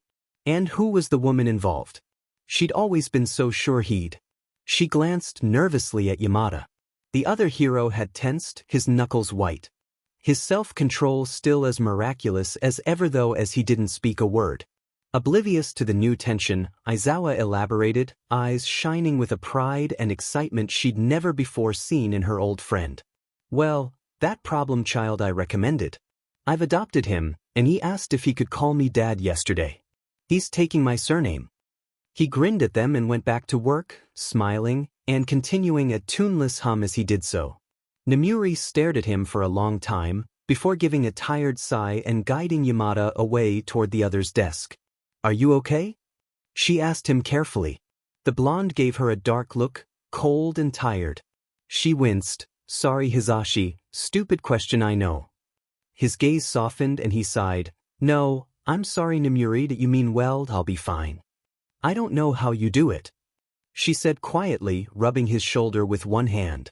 Me neither. But here I am. He replied dryly. She watched as he set his persona back in place, taking a call and exclaiming loudly down the phone with his usual energy. She turned back to watch Aizawa as he worked. She hoped this kid would help the guy break down his walls. Yamada deserved to be let in. He'd waited too long. Izuku took a deep breath as he stood outside the large Class 1A door. He knew Dad would be late, so thought that going to say hi to Shinso in the general education class might give both of them a little confidence. The only flaw with that plan is when he went in, they'd all be there already. Bakugo would be there. Hey, nervous? Aizawa approached him and pulled him into a warm hug. I can't show favoritism in class, but we aren't there yet. You know you can beat any of them in a fight or in a test. And even if I can't say so in there, that I'm rooting for you, and I believe in you, kid. Thanks, Dad. Aizawa's chest swelled. He hoped he'd never get bored of being called that. You'll have to call me Aizawa-sensei in class. Now go. I'll give you a 3-minute head start to find a seat and a friend. Aizawa turned him round firmly to face the door. All right. Izuku took a deep breath and opened the door, channeling his SRR persona. confident and secretary cute and flirty. Yup, he could do this. And as for Bakugo, there were far worse things than what he'd done. Bakugo was busy dealing with the irritating posh Sonic when the door opened. And in came the most beautiful guy he had ever seen. He stopped talking, they all did. The teens seemed to almost glide to the front of the classroom, turning to face them with a bashful smile that made Bakugo's heart stutter. He bowed politely and spoke. Sorry I'm late, my name is Aizawa Izuku and I hope to get along with you all. His voice was soft and clear, and he seemed to meet the gaze of everyone in the classroom. Then his eyes finally rested on Bakugo's. There was a flicker of fear, not unusual when people saw him, but it was strangely familiar. The emotion was gone almost as soon as it came though. Shyly tucking a loose strand of hair behind his ear, the angel walked toward him, those emerald eyes, emerald eyes. Izuku. Wait. The gorgeous brunette halted in front of him, and leaned in so close their noses almost met. He stilled for a bit, letting the SXL tension rise before speaking. Did you miss me, Kachin? No, Neneth, OF dash. No. Seeing that he had broken the blonde by the smoke rising off the desk he was gripping, Izuku grinned, more from relief than satisfaction. Half of him had been certain he'd now be against a wall, covered in burns again. He pulled away and apologized gently to the bewildered class. We're childhood friends, but I hope by the end of the year to know you all just as well.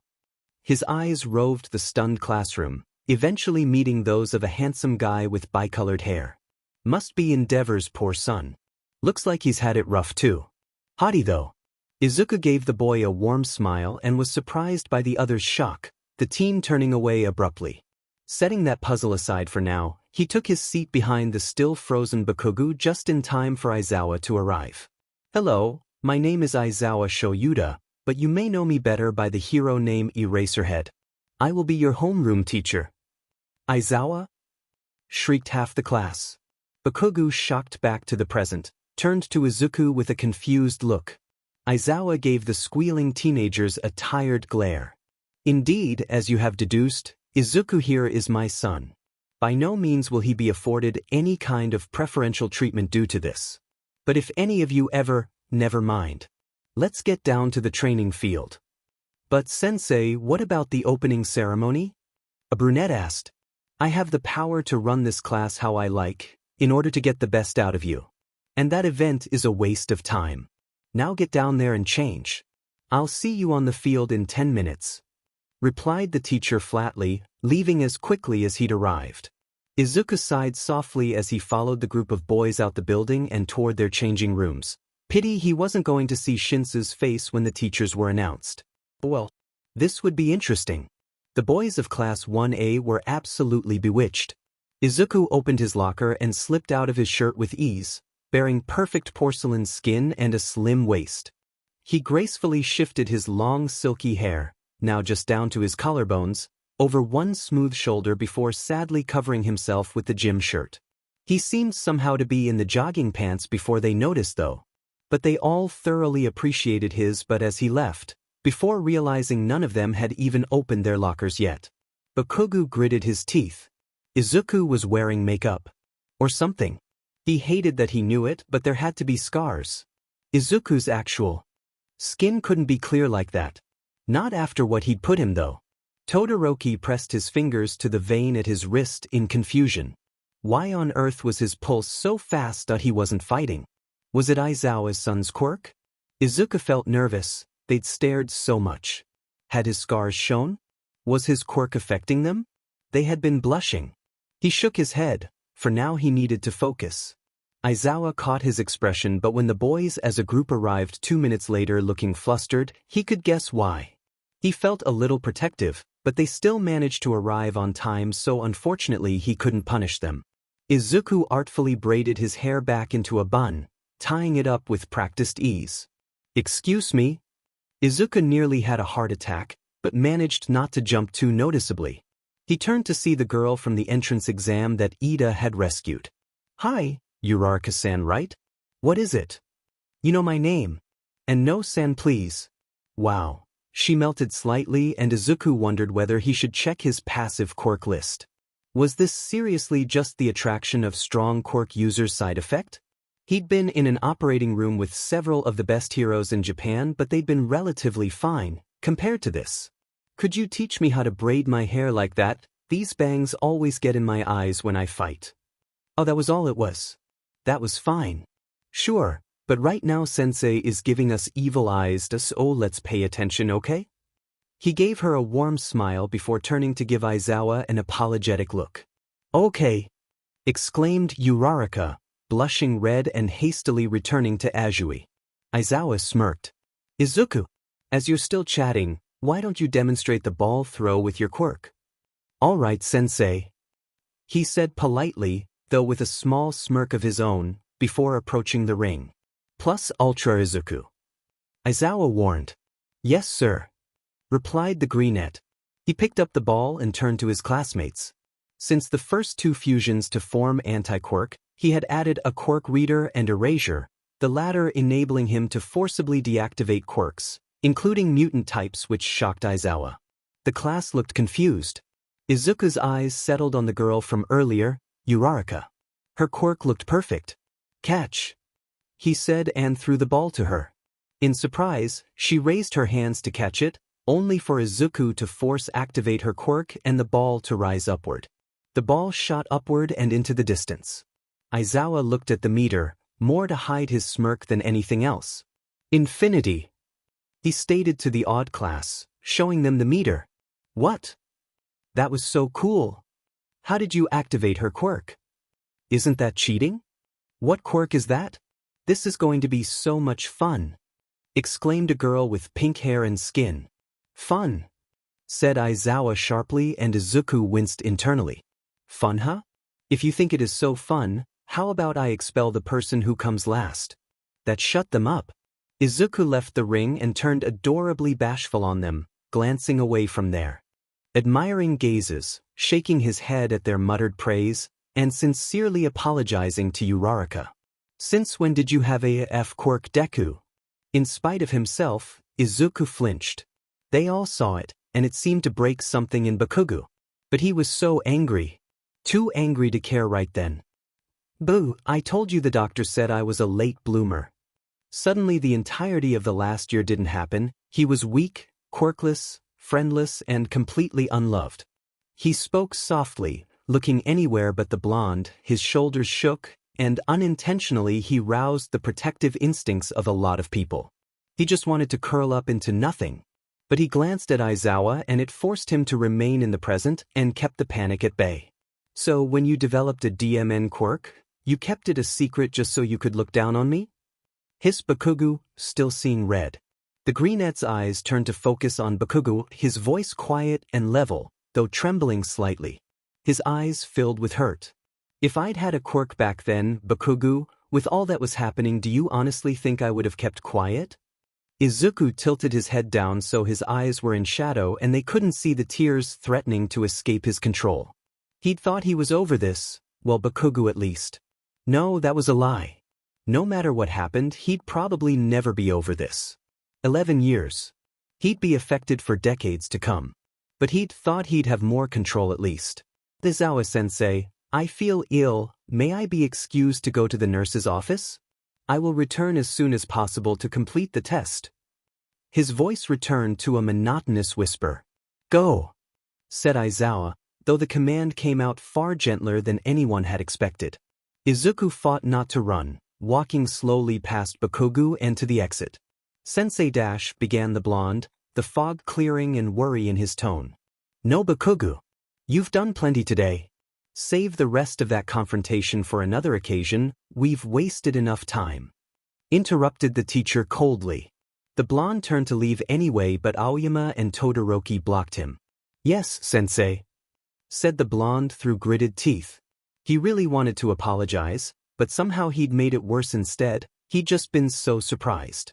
He couldn't unsee that look though, the pain in Izuku's eyes, brief as it was.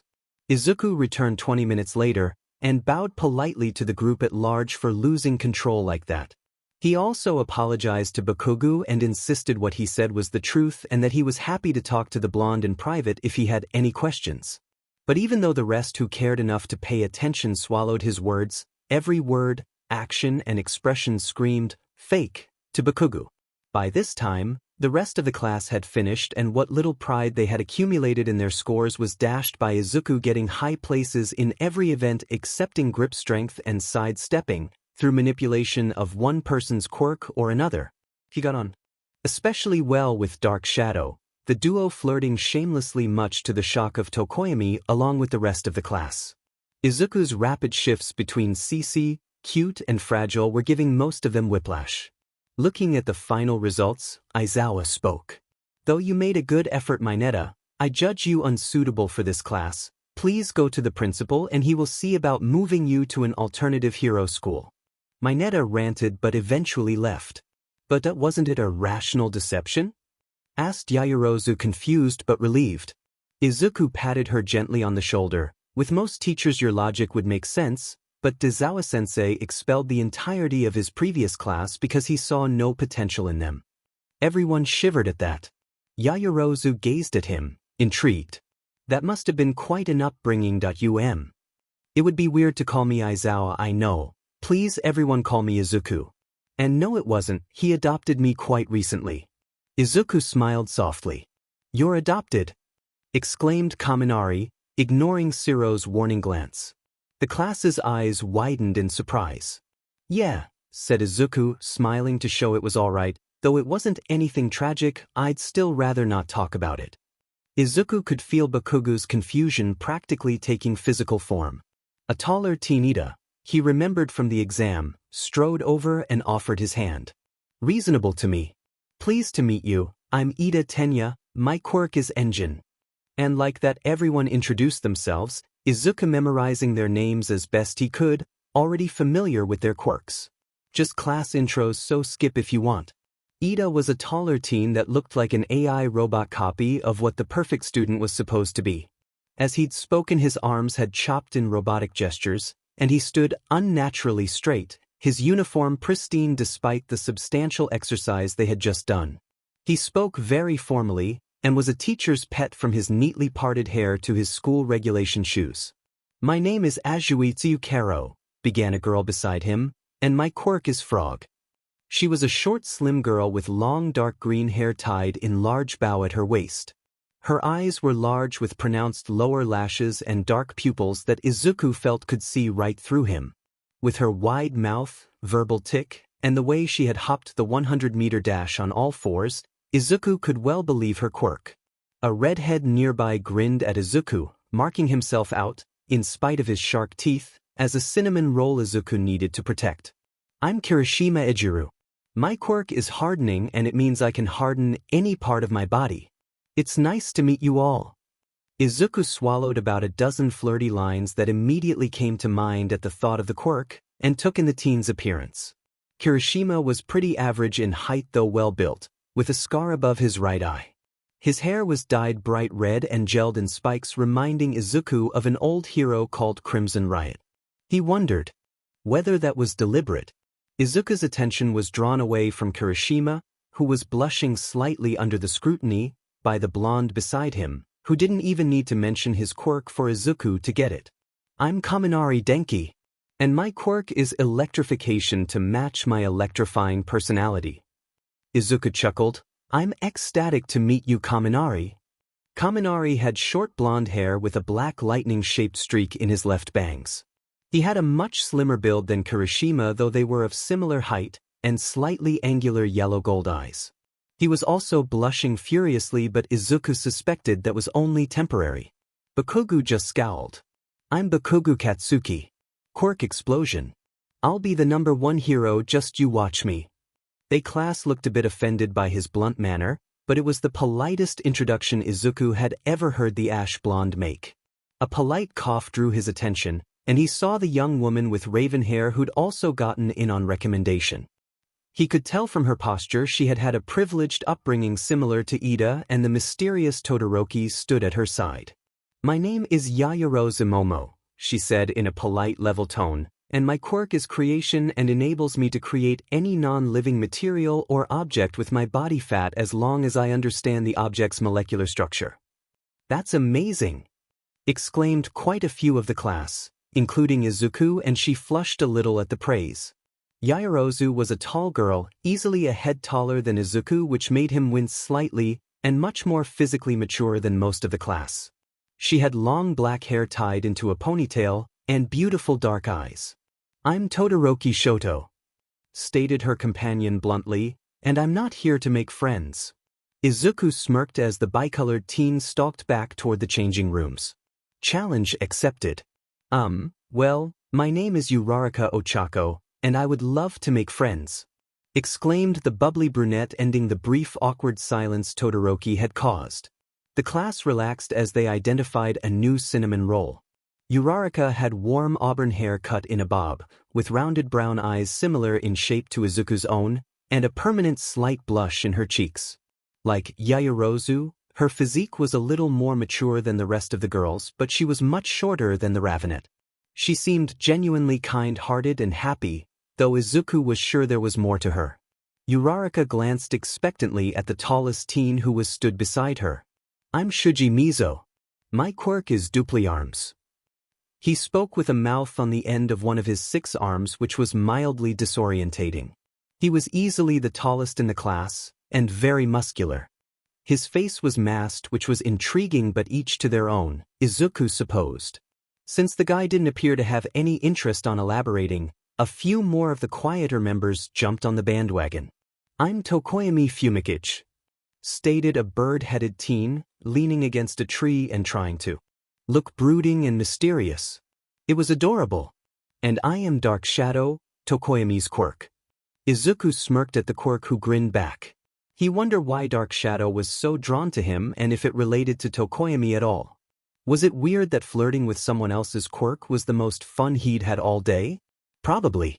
Tokoyami wore a red choker. He was shorter than most of the boys, excepting Izuku naturally, with dark red eyes. His feathers were black, and his beak a pale yellow, crow-like. The girl near him twirled her extended lobes as she spoke, her voice level and slightly bored. "I'm Jiro Kyuka. As you can see, my earlobes are extended and have jacks on the end, so I called my quirk Earphone Jack." She had triangular dark eyes similar to Shinsu's, and a pixie cut with an asymmetrical fringe and long bangs of dark purple hair framing her face. She had paler skin than most, similar to Izuku's, and a slim build.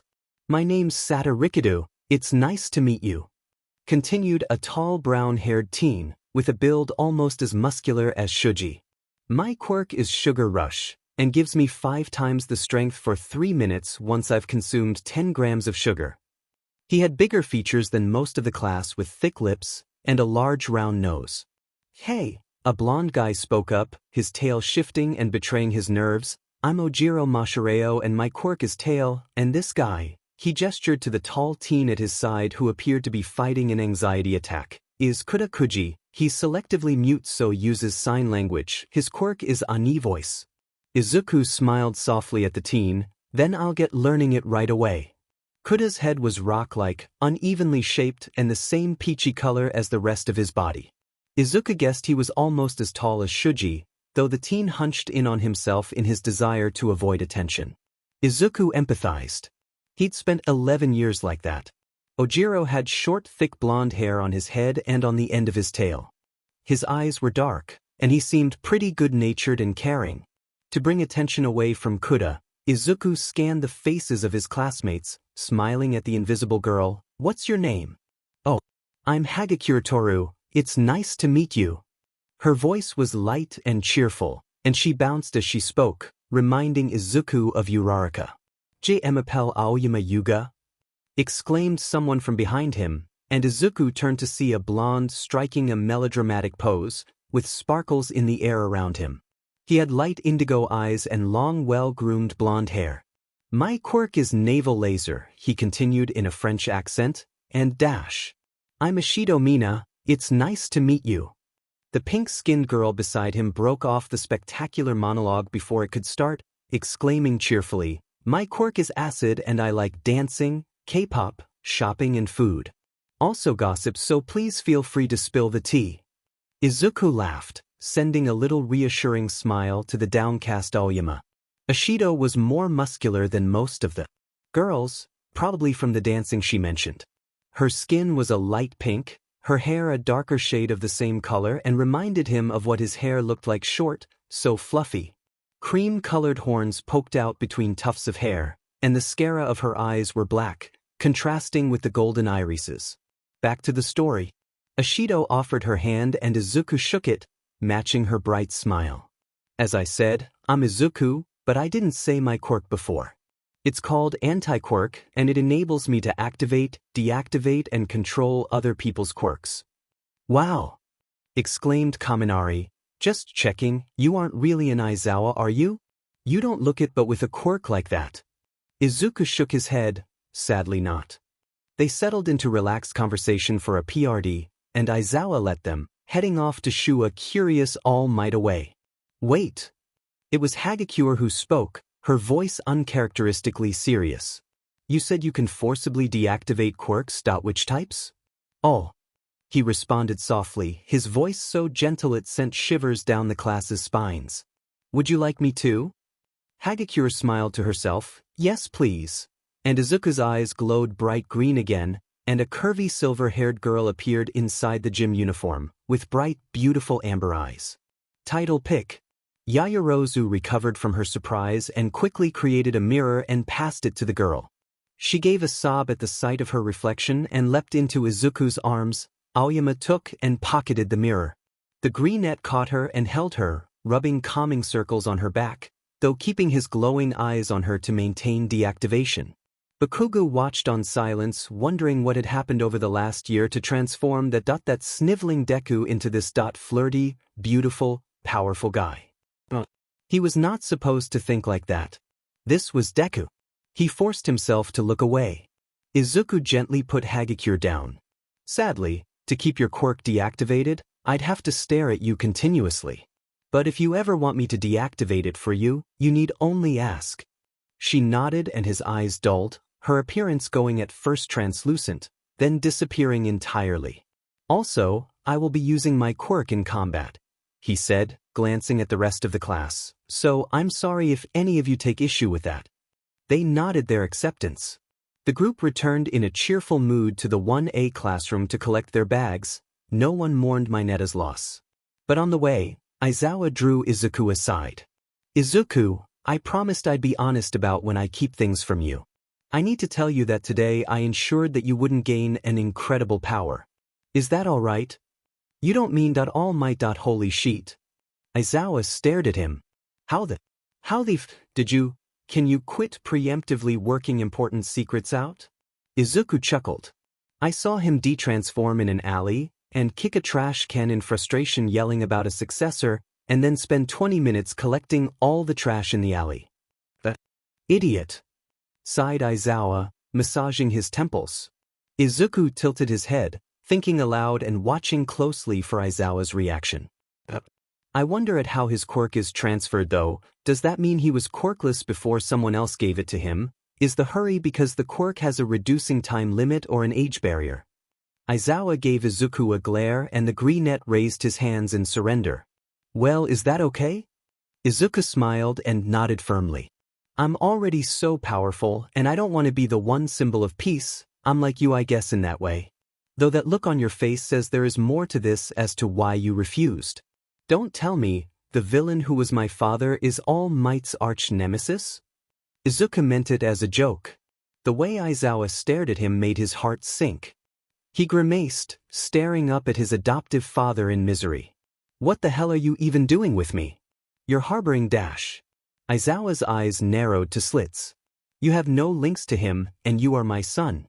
Though it may come to light someday, I hope by then you've earned enough trust, or at least a strong group of loyal friends. But you are doing that already. Izuku relaxed a little but his laugh was half-hearted. I just like having friends for once, and they're nice. I know. Aizawa sighed and ruffled the greenette's hair. So this is Izuku. The duo jumped apart in shock as Midnight lunged at the greenette. He's adorable, Shoyuta, she exclaimed, hugging the greenette and peppering him in kisses. He glanced at Aizawa and he never saw the man nod so fast. Copy it. So he did. So you're Shuta's little listener, exclaimed Yamada present Mike excitedly, racing down the corridor to join them. "You're cuter than the pictures." Needless to say, it was a while before Izuku escaped and managed to get back to class. Name: Somnambulist. Ability: able to exude a sleep-inducing aroma from your body that can put nearby people to sleep. Side effect: more effective on males. Drawbacks: can only spread the aroma from exposed skin. The rest of the day was uninteresting, compared with discovering your genetic dad is an evil mastermind. Izuku wanted to talk to Endeavor's son, Todoroki. But he couldn't shift the group of people around him. He did finally escape at lunch though, excusing himself to join Shinso, who clearly hadn't done as well friend-wise as he had, sat alone at a table to himself, low-key brooding. Izuku noted Todoroki in a similar position. The canteen was a huge room, 2 stories high, and large enough to seat 700 students at a time, with 7 tables of 10 per row and 10 rows, with the hero lunch rush at the head of a vast kitchen annexed on. The hero was a mysterious character. Izuku had no idea what his quirk was. He wore a clean white cooking apron, and a chef hat extended to cover his face, alone with a blue tube that covered his mouth and looped over his shoulder down his back. He seemed like a cheerful guy though, and seemed to know exactly how Izuku liked his katsudon, so he rose up Izuku's favorite hero ranking substantially. He and Shinso sat at the corner of the table nearest the exit, whilst Todoroki had chosen a table the other side of the hall, nearer the teachers' tables. The bicolored teen emitted such an intimidating aura that not a single student had braved sitting at his table. Izuku had also scared off students, but for different reasons. "Toshi?" "Yeah." Shinso looked up from his meal. "You see the guy with the red and white hair?" asked the greenette, and Shinso knew, just from that warm look in those vibrant green eyes. "You want to bring him over?" sighed the taller teen. It wasn't surprising really. Izuku had gift for spotting problem children after all. Izuku flushed at being so obvious, but nodded. "Yeah, I can tell there is a lot of pain behind his eyes. He needs friends." "Fine. Go ahead." Izuku nodded again gratefully to Shinso, and got up, clearly trying to ignore all of the eyes on him around the hall. Shinso breathed out in relief as the bloodlust that had been directed at him ever since Izuku had joined his table finally let up a little. It was worth it, but he appreciated the break anyway. Izuku wound through the randomly tables, bags scattered on the floor, and crowds of overly energetic and positive teens to the melancholy corner where the bicolored male sat, gazing absently at his food. He stood awkwardly opposite him, stole himself, and spoke up. "Hi, Todoroki?" "Yes," came the emotionless response, as heterochromic eyes slowly rose to meet his. "I was wondering if you'd like to join me and my friend at our table?" he asked, giving his best Izuku smile. "Yes," and an identically monotonous reply. He'd hoped his smile would affect the teen slightly, but a yes was a yes. Izuku had thought the guy would need more convincing. He was so blunt that it was kinda refreshing. Todoroki got up gracefully with his tray and made his way back towards his and Shinso's table, unintentionally giving away he'd know where Izuku had sat the whole time. Izuku moved to follow Todoroki back across the lunch hall, but a strong hand grabbed his elbow. Turning, he found an older student he didn't recognize smiling at him and holding his arm with a vice-like grip. "You're a new first year, yes? Why don't you sit with me, cutie? I can teach you a lot." Izuku wasn't aware of it, but almost the entire hall had stilled, apart from Todoroki, who was moving back toward him, and Shinso and Bakugo, who were both standing, though the latter clueless as to what he planned to do. Memories crashed down on Izuku. But he couldn't let them come, not here, not with everyone watching. He bit his lips slightly, hoping the pain would draw him back to the present. It did enough. He wasn't at home, he wasn't at school either. This was just some obnoxious guy trying to pick him up at a club. Izuku knew how to handle those. A kick in the ball normally, but there was CCTV and witnesses, plus he wanted to spend as little time in Nizu's company as he could. He raised his eyes, making them wide and innocent in the way that guys like this, who like control and power, find irresistible. "Really, senpai?" he asked, faking a little awe and excitement. Clearly, the student hadn't quite expected the excuse to work, and like approximately half the room, he flushed at the way Izuku said, "Senpai." "Why yeah?" He managed gazing into those admiring eyes. "Like what?" Izuku asked, internally relieved when the student's grip loosened. He moved a little closer to the teen. "I'm a third year," he grinned confidently down this clearly stupid but CC first year. "I know everything." Izuku was smiling, but now it shifted into a puzzled frown. "Do you know if someone can die of constipation?" he asked, still holding his innocent look. The student looked slightly disturbed. "What? Why?" Izuku let his real smile return. "I'm worried, senpai. You're just so full of shit." He extracted his arm from the third year, and it was only then he realized the entire hall had watched their exchange, and everyone was laughing. He took a deep breath, made a small bow, grinned at the third year, and turned around to find himself face to face, or more accurately face to chest, with Todoroki. He looked up into those blue and gray eyes. They looked so protective, so intense, he melted slightly under them. "And no problems here, Todoroki, let's get to our table, okay?" He kind of felt like he was calming down a wild beast. Todoroki hesitated. For some reason he very much wanted to kiss Aizawa Izuku. And if Izuku's reaction was anything to judge, the guy wasn't causing it with his quirk. He reluctantly backed off, turning away from the greenette to see if that would break the effect. It didn't. And the feeling only faded slightly as he and Izuku moved back to their table. When they sat down, noise gradually returned to the room. "Izuku, are you all right?" "That was savage," asked Shinso, not sparing the other guy a glance. "Yeah, it's happened before. Thanks for worrying though, Toshi." Izuku brushed it off swiftly, but he could still feel that hand gripping his arm. "Not now." He rubbed his own hand over the spot in an enough to erase the phantom touch and focused on the present. "Shinso Hitoshi, meet Todoroki Shoto.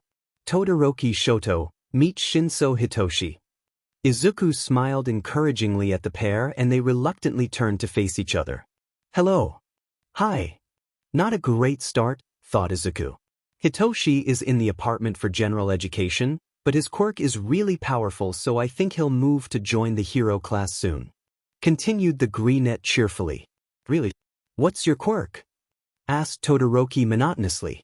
Shinso nervously glanced at Izuku. The greenette nodded encouragingly. "Brainwashing." Todoroki's eyes widened a fraction before nodding, much to Shinsu's surprise. "I can generate ice. I understand what it is to hold a dangerous power." "You can generate fire too, no?" asked Izuku very carefully. "I do not use that ability," was the stony reply. Izuku smiled. "Fair enough." Shinso also smiled. Izuku had been right, this guy was complicated, but he was their kind of complicated. Todoroki was surprised to say the least, his eyes barely widening in his otherwise expressionless mask, but Izuku noticed. "Is it that much of a surprise that other people at this school can understand you?" The way Izuku looked at him made Todoroki tremble slightly. He kinda wanted to cry. He'd found people who got it, or at least respected his boundaries. "I think we could get along. How about it, Todoroki?" asked Shinso with a grin. "I'd like that," he said quietly, and for the first time of many to come, he smiled. Bakugo had completely frozen up when Izuku had been grabbed. It looked so different from a third-person view. He doubted most had noticed the sheer terror that had flickered across Izuku's face at the touch. Had he caused that? No fing away. He couldn't be responsible, right? "Baku bro. Baku bro. What shitty hair. You've been staring for the last 20 minutes. Just 'cause you FS are so dim and boring." "That's sure," said Kaminari, raising an eyebrow. Kirishima, Bakugo noted now, was also regularly glancing toward Izuku's table, Kaminari and Siro too. Izuku. When had he stopped seeing this teen as Deku? From the moment he entered the classroom, and he'd realized this was a completely different person. Not completely. For the life of him, Bakugo could not work out whether he felt happy or sad about that. But he was relieved that it wasn't the empty, emotionless Deku who had existed during their middle school days. That had been terrifying. He'd hurt Deku then even more in the desperation for a reaction. At least there was light in this Izuku's eyes. He scowled and attacked his lunch. Aizawa wasn't present the next morning, but Izuku explained, completely ruining All Might's dramatic entrance, and enjoying it slightly too. They all changed into their hero costumes, Izuku's successfully flying them above. "Izuku-kun, why do you have knives equipped?" asked Ito with concern. Izuku smiled bashfully. "Don't worry, in this case I won't be using them, but when I'm fighting someone where it is difficult to use their quirk against them, then my quirk doesn't hold much of an advantage, so I trained in a range of combat techniques and with several weapons. I found dual-wielding short swords suits me best, so I'm wearing them today to get used to the weight when moving. More importantly, Izuku, why so skin-tight and a crop top?" pointed out Kaminari weakly. Izuku grinned. "Oh, my fighting style is very agility-based, so this helps make movement easier. I'll be getting goggles too, I think, for my quirk, but I haven't designed any yet. Why does it make you uncomfortable?" He placed a hand on his hips and tilted to look at the blonde from an angle that emphasized his curves. When Kaminari's face burned bright red, Izuku bent double and burst out laughing. If him looking gorgeous hadn't done it for them, his adorable giggles made most of the boys' hearts stop. When Izuku finally recovered, he looked up to see All Might arriving and looking confused. "Sorry, sensei," he said through adorable chuckles. "Sorry, Kaminari. To be honest, this outfit was also made with that in mind. It is an advantage and that shouldn't be wasted." "No worries," whispered the blonde weakly. All Might nodded hesitantly before explaining the lesson. They drew lots and Izuku smiled lightly as he moved to join Uraraka. "Hello again, seems we're in a team," he said softly. She jumped a little. "Yeah. I look forward to working with you." Her outfit was very form-fitting in pink and navy. It was space-themed and suited her well. "Like me to braid your hair out of your eyes so you can fight better?" he offered, recalling the last time they talked together. "Yes, please," she exclaimed, surprised. He nodded and moved behind her, softly combing his fingers through her hair and braiding it back. She shivered under his gentle touch, face burning as everyone kept glancing their way through All Might's explanation. They were finished in time to draw lots, Bakugo and Izuku sharing identical smiles at the results. Aizawa Izuku and Uraraka Ochako heroes, vs. Bakugo Katsuki and Ida Tenya villains. Todoroki Shoto hero, vs. Hagakure Toru and Ojiro Mishiro villains. Azuitiu and Tokoyami Fumikage heroes, vs. Kirishima Ijiro and Siro Hanta villains. Jiro Kyuka and Kaminari Denki heroes, vs. Shuji Mizo and Yaoyorozu Momo villains. Aoyama Yuga and Ashido Mina heroes, vs. Kuda Kuji and Satorikadu villains. Finally, any ideas, Izuku? Whispered Uraraka as they watched Bakugo and Ida move inside the building. "Bakugo will race down to face off with me," said Izuku easily, forcing Ida to stay put in guard. "I think it would be best if you hide and sneak past Bakugo when we confront each other. Locate the bomb and see if you can get to it. If you can't think of a good way to pass Ida, tell me your location and wait until I reach you, then we can work together." "Okay. Will you be alright?" "He has a strong quirk," said Uraraka nervously, "which I can deactivate or use against him," said Izuku with a reassuring grin. Uraraka's eyes widened. "Oh right. You really are powerful, aren't you?" "I'm very lucky to have this quirk, but it has disadvantages," replied the greenette easily. "Like what?" she prompted. "It may take away the opponent's main advantage, but only humans. Those robots at the entrance exam, if I fought them alone, I'd be useless." "Oh. Start." Uraraka jumped as Izuku immediately pulled her into the building and pointed to a spot behind the stairs.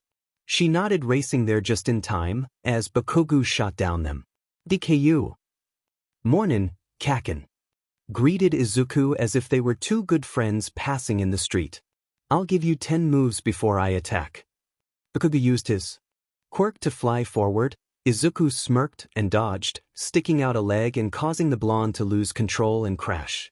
Angrily, Bakugo spun around, throwing punches. Izuku noted they were very strong, but had no control. The teen was feral, arms neatly behind his back, Izuku side-stepped each punch leisurely, making sure to taunt Bakugo with a small smile as he did so. He watched out the corner of his eye as Uraraka crept up the stairs.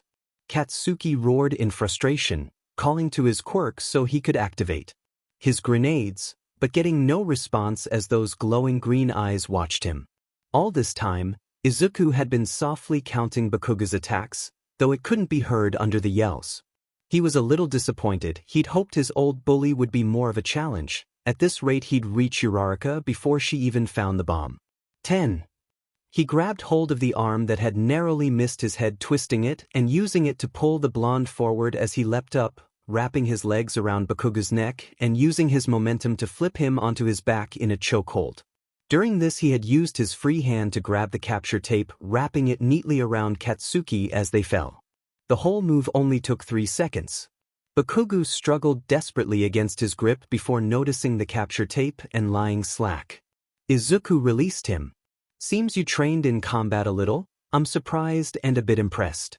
Sorry that was such a terrible matchup for you. Though I'm a terrible matchup for most people. I've got to go help Uraraka now. See ya, Kachin." And with that, Izuku smiled. The painfully familiar innocent Midoriya smile that caused Bakugo's gut to twist in guilt. The blonde lay back on the concrete floor as the greenette disappeared up the stairs, closing his eyes to stop the tears. Of frustration, anger, guilt, or sadness, he had no FANG clue. The monitoring room was filled with silent awe. Izuku had moved so quickly, only the teachers, Todoroki and Ojiro, had been able to follow his movements. Izawa smirked at All Might. "Like my successor?" Izuku met Uraraka on the 4th floor. She was astonished he'd been so quick. They snuck up to the 5th floor together to see Ida attempting to get into his villain's role and completely failing. Izuku turned to his teammate. "Uraraka, do you think you can take him? I've taken the spotlight so far, it is only fair you have a chance." She looked at Ida and seemed to struggle internally before shaking her head. "No, I'm not ready to fight him on equal footing, and he's removed any debris I could use. There'll be plenty of opportunities for me to show my strength in the future." She glanced up to see Izuku watching her with pure admiration. "What?" He grinned, "Knowing how to pick your battles and admit when you're out of your depth. You're really amazing, Uraraka. You'll be a great hero." She blushed, and he chuckled quietly before continuing. "I'll distract Ida, and you sneak around to the bomb." "Okay. Thanks, Deku." "Deku?" echoes Izuku, surprised more than hurt. "Bakugo calls you that. It's a nickname, right?" asked Uraraka. "It was an insult intended to cause me pain, actually." "Oh, I'm sorry. It kind reminded me of the word Deku. You know, you can do it." "I like it, then please call me Deku. I'd like to see Katsuki's face when you use it." Izuku smiled slightly. "All right. Please call me Ochako." "Then good luck, Ochako." "Thanks." "You too." She stammered, flushing again and moving away. Izuku took a deep breath. He'd have to let slip he was gay before she got too attached. "Hey, Ida." Ida turned to see Izuku leant against the doorway, watching him. "I'm a villain, I'm super bad." He thought to rile himself up. "I am evil." Izuku's sweat dropped, wondering faintly if this was a complete waste of effort. Though, confusion was just as good a mental state for this as the alternatives he had in mind. "Secretary. I think I've fallen for a bad boy." Izuku's voice was low and sultry, and Ida was not the only one who shivered at his words. The monitoring room was silent. Todoroki knew that voice would be in his dreams in future, sleeping and waking along with that expression. The few who still hadn't considered Izuku that way were drinking him in through the screen with the rest. Ida stammered and didn't seem capable of answering, so Izuku continued, slinking toward his opponent. "Uraraka is tackling Bakugo down below. All eyes will be on their fight, so." He moved his hands slowly up his body, one move to pull off the crop top, the other pulling suggestively at the waistband of his trousers. "Why don't we have a quick tackle of our own?" Ida.exe ceased function. Class 1A.exe ceased function. Hero team wins. When All Might's voice sounded over the tannoy, Ida seemed to wake from a trance, whirling around to find Uraraka smiling warmly from beside the bomb. Izuku pulled his crop top straight and walked normally over to the taller male. Sorry to use such unheroic tactics, Ida. It was clever to remove the debris to limit Ochako's quirk. Your only mistake was assuming that Bakugo would let me pass, and I'm guessing never being seduced before. I'm sorry if seeing me behave like that disturbed you or made you think less of me. Ida's eyes rounded at how almost ashamed Izuku looked. No, you didn't, it wasn't Dash. Izuku couldn't bear to watch him struggle, so he offered his hand. Next time, I'll fight you properly. Deal? Ida hesitated and then took the smaller hand in his own. Certainly, Izuku. Returning to class once all the battles were complete, Izuku found Bakugo absent. He made eye contact with his father, half asleep under the desk, and Aizawa reluctantly nodded. Smiling slightly, he turned to face those gathered around him, gushing over how he took down Bakugo, his stuck-in technique studiously avoided, and discussing their own fights. He spoke apologetically, "Sorry guys, I should look for Kachin, that will be the first time he's ever lost anything, he shouldn't try to deal with that alone." The others were taken aback by Izuku being the one to want to help Bakugo, but knowing he could handle himself well, they reluctantly nodded. "Be careful, he isn't exactly reasonable," warned Kaminari. "Yeah, stay safe Aizu," piped up Uraraka. "Pretty manly of you," said Kirishima. Yaoyorozu rolled her eyes and Izuku laughed. "I appreciate it, but I think it is just as womanly." Winking at the girls and waving away a worried Ida, he left to search for his old friend? Bully? He wasn't sure. Izuku didn't search the full grounds of the school, just the places Bakugo was likely to go if he was angry. He couldn't think of many outside of school, so moved on to places the blonde might go if he felt sad. There was a chance after all. The cool April air bit at his skin, but the cherry trees in full bloom warmed his heart as he strode to his old favorite brooding location to think further. He was surprised to find the goal of his search there waiting for him. Bakugo was hunched, leaning over the side of the bridge, gazing intently across the water below, where they had played as kids all that time ago when life had been good. He remembered. It hurt him. He was a bully, but he was also a troubled friend, and Izuku resolved to treat him as such. No matter how you stare, you can't go back and change your choices. He spoke softly, but Bakugo still jumped, turning to reveal his reddened eyes. He froze in shock at the sight of Izuku, before spinning away too late to hide that he'd been crying. "Why are you here, fucker?" he growled in an embarrassing attempt to act normally. Izuku smiled. "Because being beaten easily is never fun, and I am sure it is so much worse when you thought you were the best, and got beat by the person you believed to be the worst." Bakugo winced slightly at his words but didn't break. "So you're here to rub it in? Arsehole, do your worst," he growled. "I'm here to tell you I understand why you did what you did, why you changed, and that I never held much of it against you," he answered steadily.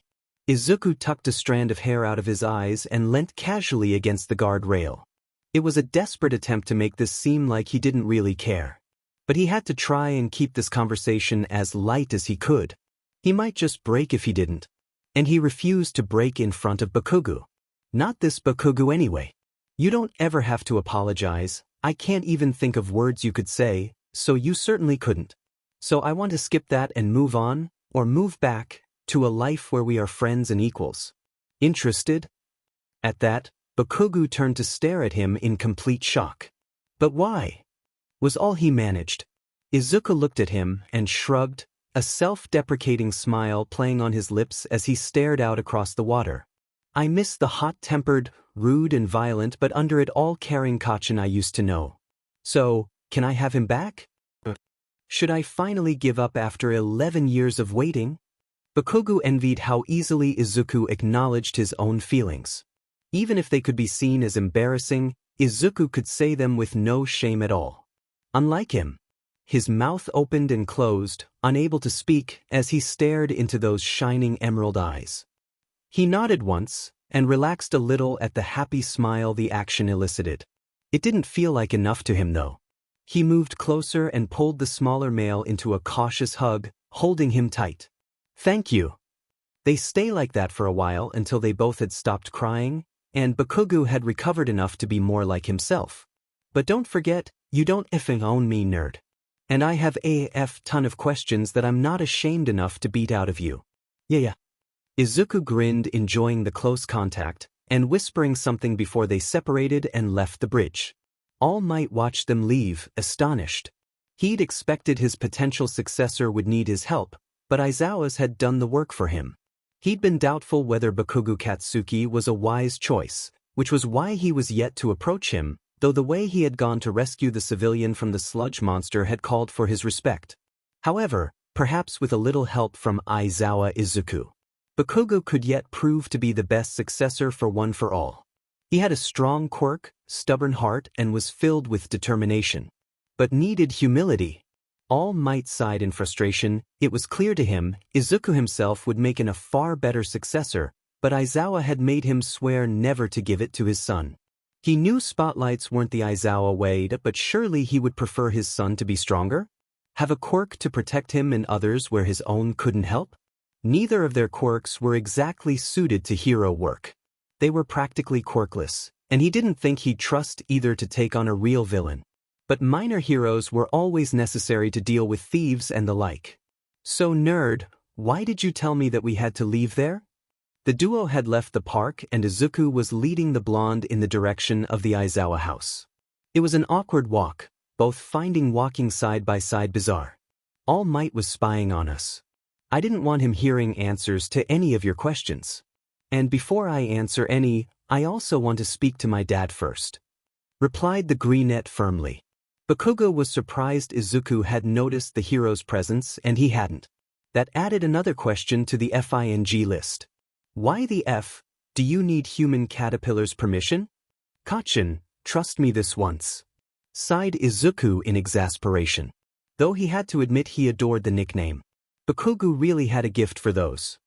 Fine, growled the blonde, shoving hands in his pockets in a way he thought made him look intimidating, but just told Izuku he was sulking. A little bit of steadily more natural banter later, they reached the Aizawa household. Izuku led Bakugo inside the dull semi-detached house, to the living room after he greeted a frosty teacher in the hallway. The greenette left him in there on a sofa with a dangerous-looking tomcat before heading to the kitchen where his father waited for an explanation. I want to tell him. Aizawa glared at his son. Why should you trust him, Izuku? Hasn't he given you hell for years? Izuku quailed under his father's accusing gaze, but mustering his strength, he explained. It is precisely because of that. He is incredibly proud and he despises owing people. He has recently realized just how much he owes me.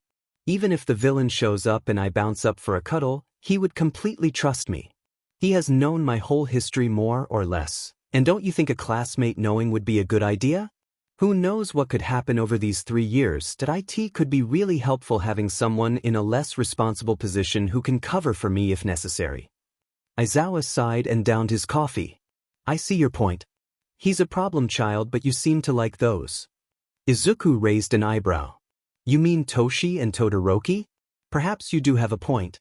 I may seek out what others see as lost causes, but that's only because I was one you found. They'll be good heroes and good friends. I like them. Yeah. Now go get Problem Child 3 out my living room. Yes, sensei. Aizawa rolled his eyes, and Izuku left the kitchen, approaching Bakugo nervously. So nerd. Holy shit, muttered Bakugo. Yeah, replied Izuku. That's not really FNG dangerous. Izuku raised an eyebrow as in to say, you think? I can't believe Antienko just left you like that, continued Bakugo, too shocked to take notice. Why yeah, replied Izuku, grateful Bakugo didn't register his stammer. The blonde had swallowed the neglect lie just like Aizawa had, and it would save him a lot of pain if neither ever knew the truth. This is insane, said the blonde with finality, suggesting he'd stopped being in shock. Izuku looking him in the eyes, searching for any fear or reluctance. Can I trust you with that secret? Bakugo turned to face him. He planned to kiss the guy to prove his faith, but when he saw those eyes, those lips, it was all he could do to stop his cheeks burning at the thought, which surprised him a lot. So he backed down and just muttered, it's safe as houses. We're not F friends, right? Who else even knows? Izuku didn't miss the uncertainty. We are friends, Kachin. And just Aizawa. Bakugo relaxed a little. I can see why you wanted to talk to him. Yeah. So your sperm donor's a villain. Izuku turned away in shame. Bakugo shrugged. I don't think it matters much. Not like you knew him. Besides, with that quirk, you'll definitely beat the crap out of him if he ever shows up. If you don't, I will. Izuku laughed and Bakugo found the courage to do what he had planned earlier. He reached out and turned Izuku's head to face him, leaning in and kissing him, hastily.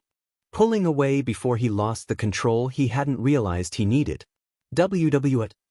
Bakugo smirked slightly at the familiar stutter. It used to irritate him, but over the years it had faded with Izuku's words. All his expressions along with that innocent smile had drained away to emptiness. He hadn't realized just how much he'd missed it. Just proving how much I trust you. But they didn't need to be on the lips, whispered Izuku, cheeks burning. At that Bakugo's flamed up too. Well, you better have enjoyed it. You won't get another one, fucker. Bakugo felt a little disappointed by the relieved laugh Izuku gave at that. Did you do it? He asked. No, you surprised me too much, said the other bashfully. Then take it. What? Izuku exclaimed, eyes wide. Bakugo scowled. Then give it back, dumbass. Not like you can practice with anyone else. If when you give it back you can't keep a copy, I'll kiss you on the cheek. Oh. Izuku hesitated and then his brows furrowed, eyes glowing, and Bakugo gasped at the sudden emptiness, his body strangely cold. He felt faint but soon recovered and turned to Izuku. He was smiling wide. I can. Kachin, would you like me to upgrade it before I return it? And I can keep a copy too. Katsuki gazed at the greenette in shock.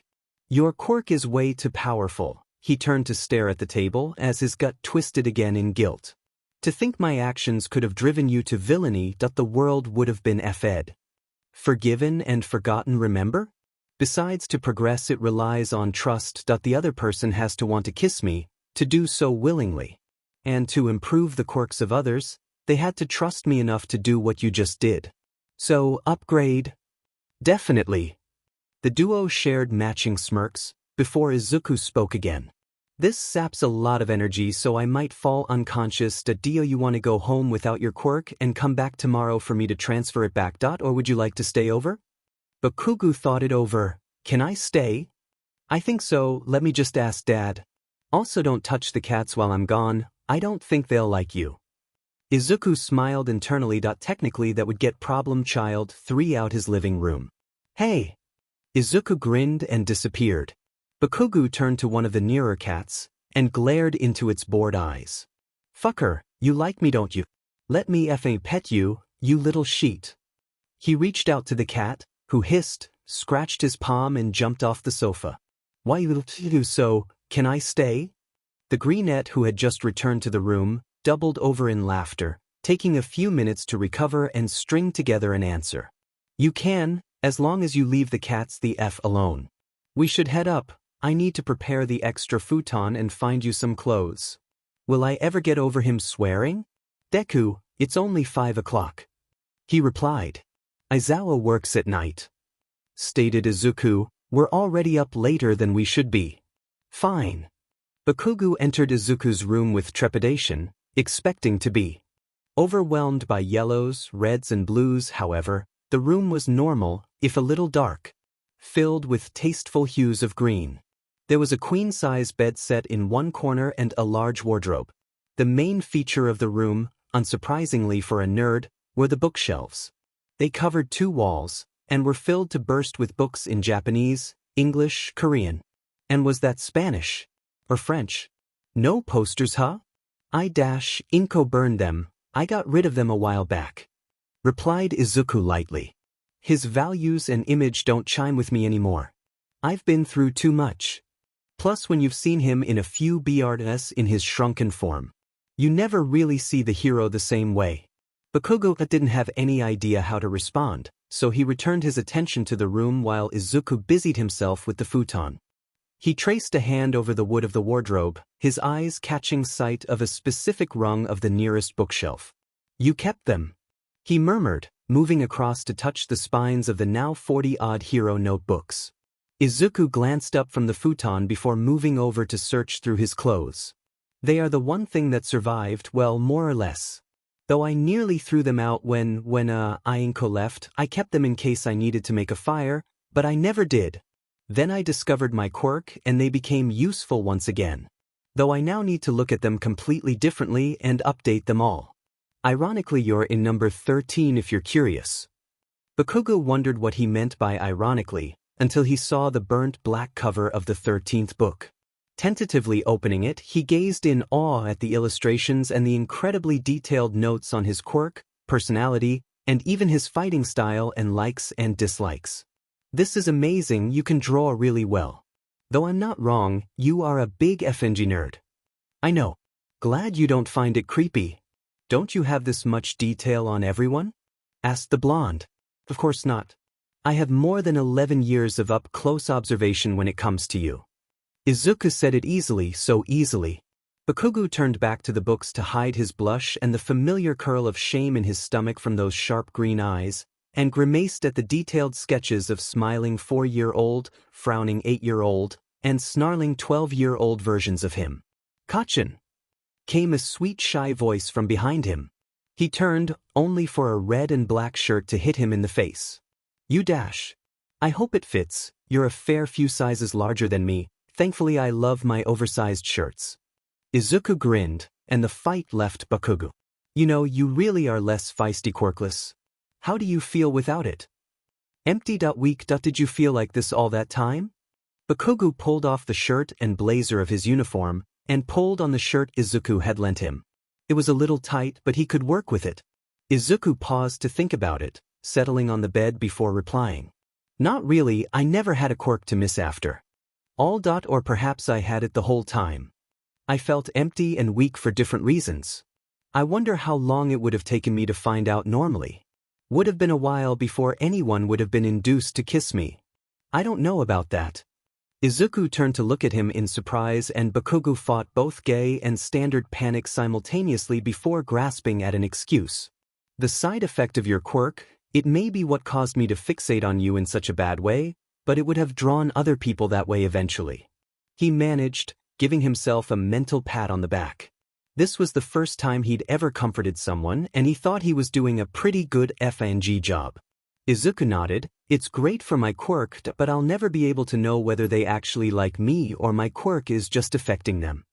Bakugo opened his mouth, but short of confessing feelings he hadn't even had a chance to understand himself, he knew he couldn't truly reassure Izuku. If you trust them enough to confide what your quirk is, surely you can just do this? Then you'll know. Izuku rose from the bed, and passed him a pair of shorts, replying so quietly the blonde barely heard. If it gets that far, I can't be sure I could cope with the answer. Without hesitation, Izuku striped and changed, Bakugo forcing himself to turn away and do his shorts. He noted in surreptitious glances that whatever Izuku wore in the changing rooms was still on. Don't you have scars? He asked cautiously. I do. Came a quiet reply. And I'm not ashamed of them. Not really. But I just don't need the questions. So I wear this. He pulled at the LTX? Or something like that. It was like a thin vest. Bakugo just nodded. Izuku's quirk explained in the form of casual conversation, skip if you aren't interested. After bathroom visits, they settled down and did a little homework. Thinking back on the notebooks, Bakugo recalled there hadn't been one analyzing Izuku's quirk. Deku, why have you analyzed your own quirk? The greenette chuckled. Of course I did. But I can't write it on anything, too dangerous if someone found it. He tapped his temple with his index finger. I keep it all here. Bakugo hesitated. Can you explain it to me? Izuku set aside his completed English homework and eyed Bakugo. Why? Can I be curious? The greenette snorted. That is dangerously nerdy of you, Kachin. Bakugo flushed. No, it isn't. I want to know my rival's quirk. Nerd. Izuku's eyes shone with mirth, and when he began to laugh, the blonde couldn't help but join in. Izuku began once they recovered. Well, if someone willingly kisses me, I can either take, copy or leave their quirk. as sort of banner, comes up in my peripheral vision, and if I ignore it, it fades over the next half hour or so. It depends on the duration and, he blushed a little, intensity of the kiss. The longer the kiss, the more time I have to choose. My guess is that it is the time before the concentration of their DNA becomes too low for me to activate my quirk. Bakugo nodded, trying not to think about how many people Izuku might have kissed for this research. Makes sense. The greenette relaxed slightly. The difference between take and copy is that if I take it, I can give it via kissing again, upgrade it, or fuse it, whilst I can only fuse copies. When I fuse copies, they become a unique quirk in themselves and I can give them, but not upgrade. But what about the quirks you can't switch off? Asked Bakugo, watching Izuku's hands where they rested on the desk. Are you sweating nitroglycerin? Oh, I made it dormant. Izuku grinned and picked up a scrap piece of paper in one hand. If I don't want to be able to use a quirk, I can store it, make it inactive. Or I can have quirks active. Yours is really useful for all kinds of situations, so I'll keep it permanently active. While some people's dash, they both watched as the paper turned to metal and then melted into nothing, are more likely to be a hindrance, so I'll keep them inactive. Fair enough. How many quirks can you use at a time? Izuku eyed him. It started as only one emitter type or active quirk at a time, but then I got this passive multitasking quirk which meant I could do a few at a time, depending how familiar I am with them. And? Bakugo swallowed nervously. What do you know about giving quirks? Only people who don't have a quirk can survive the process. Don't look at me like that. You currently don't have a quirk. It'll be fine. Done. After bathroom visits, they lay down, and Izuku spoke. I've forgiven you completely. But Kachin, I'd be lying if I said I'll ever truly forget. Bakugo grimaced. I know. I'm Dash. Izuku interrupted him. Don't, it isn't something you can apologize for. But it's okay, and I like you the way you are, with the violence, the shouting, and the care you have underneath it all. I wouldn't change that for the world. But can I ask something of you? The blonde looked up in surprise, nodding without hesitation. Izuku turned to look away from those burning red eyes. You can call me Deku, shitty nerd. Whatever you like, hit me on the head, yell. It's fine, I like you as you are, but could you make sure I've seen you before you yell or touch me? I go back to the past easily if I'm surprised like that. Neither of us need me doing that. I know it's weak. Pathetic. But Dash. Bakugo rose and moved over to the greenette, and lying down, he carefully, cautiously pulled him into a hug. Of course. He whispered, his voice hoarse. Of course I left scars. I'm such an idiot. Did, Bakugo said it really nervously, when you were. The empty dot, was that my fault? The blonde thought about those years, through middle school, when Izuku had barely spoken or reacted at all, to anything. The greenette froze in his arms. No. He whispered, it wasn't you. They stayed like that for a while before Izuku pulled away slightly and gave him a reassuring but distant smile. You're welcome to work or read or whatever, you won't wake me whatever you do. I'm going to upgrade your quirk now, okay? Sure, said Bakugo uncertainly. He watched as Izuku's eyes glowed toxic green, the color fading and his eyelids fluttering and finally closing. Won't wake you whatever I do, huh? Meaning you're really very trusting. Bakugo leaned in close so that their noses almost touched. He paused, examining the dark lashes and smooth pale skin. Perfect freckles. He'd stroked along them with his thumb before he even realized. Then pulled away scowling and moved to the futon. DMN nerd. Name, Explosion. Ability, user sweats a nitroglycerin-like substance from his skin which he can detonate at will, producing explosions. Side effect, increases user's tendency to be short-tempered and angry. Drawbacks, risk of hearing loss, overuse can hurt joints and muscles in the arms. Izuku awoke at midnight to Bakugo's surprisingly gentle snores and their new quirk. Name, Explosion, upgraded. Ability, user can secrete nitroglycerin in their sweat from any part of their hands or feet and ignite it at will, allowing them to create explosions. User can control concentration of nitroglycerin in sweat, enabling him to control the force of explosion, as well as being able to produce sweat at will regardless of external temperature. Side effects: none. Drawbacks: none. It was going to be a good night. He changed swiftly and headed downstairs to make coffee before his dad got up. Bakugo blearily searched the bedroom for a green-haired nerd, but found the room as empty as he felt without his quirk. Though if he was honest, it was kinda nice not wanting to punch something all the time. Stomping downstairs, he found the ground floor also empty, excepting cats. Confused, he looked around until he discovered a further staircase going down, presumably to a basement. Walking down it, he discovered Izuku doing gymnastics on parallel bars in a large underground gym. He intended to watch for a little, but Izuku looked up the moment he came in and did a flip to land on the ground with ease. "Mornin', Kachin." "Deku, you're gonna be so happy with your quirk." Izuku was trembling in anticipation, and Bakugo had to squint because of the bright aura around the guy. Yeah, now give it the F back." Izuku pouted. "Say please." "You fucker," growled the blonde. Please." "As you wish." Izuku's eyes glowed green and he leant forward, kissing the blonde's cheek before Bakugo even had a chance to insult him for his taste in movies, and he was suddenly overwhelmed as a familiar power flooded his body. Izuku pulled away and began to ramble, listing off characteristics on his slender fingers. "Now, you can control nitroglycerin concentrations, so don't try anything here in case you blow up the house. You can also deliberately sweat from any part of your hands or feet and can sweat at will regardless of temperature. How do you feel?" Bakugo's eyes shone as he gazed with open admiration at Izuku. "Amazing!" Izuku swallowed, glad he was flushed already from exercise. "Now you have to try not to use your quirk at all today.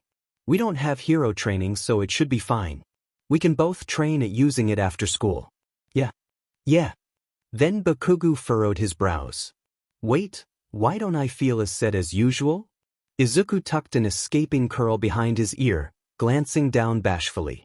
"Upgrading removed that side effect, so though I think your feistiness is a part of you and I'd miss it, you should have a little more control over your anger. Is that okay?"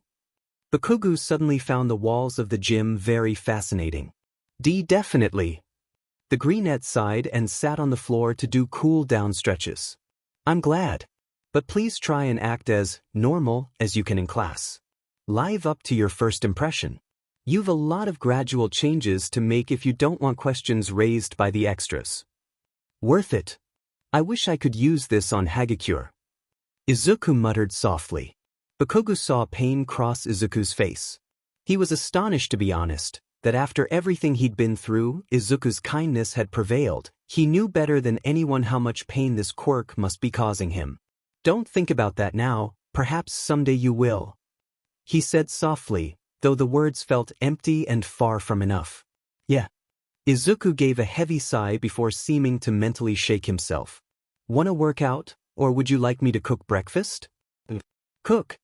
"Yup." "Then what the F are we standing here for?" Bakugo did more or less keep up the act, though he did make some small changes. He started occasionally using Kirishima's actual name for one. He liked and respected the guy, and felt it only fair that he do that much for someone prepared to get to know him in spite of all the shit he usually had to take. Plus, compared to Pikachu or Fluttershy, Shitty Hair was far from his best work in the nickname department. Bakugo, of course, continued to call Izuku Deku, and was relieved thanks to their known history and yesterday's confrontation. He could treat him as he did outside of school without the class assuming too much. Though, naturally Ashido smelt more than friendship in the air. Todoroki and Shinso weren't in such good moods as the blonde. From the first day they had imagined themselves and Izuku as an exclusive trio, for lunchtimes at least, bonded by mutual understanding and unmentioned dark pasts. But with every day, one more person seemed to join their table. Bakugo first, eventually bringing Kirishima, Kaminari, Siro, and Ashido. Then Ida and Uraraka pulled up their own chairs, followed swiftly by Azui and Ojiro, Yaoyorozu and Tokoyami. Koda, Aoyama sat. Soon it seemed the entirety of Class 1A shared a table, with Izuku's laughter and warmth in the center binding them all together.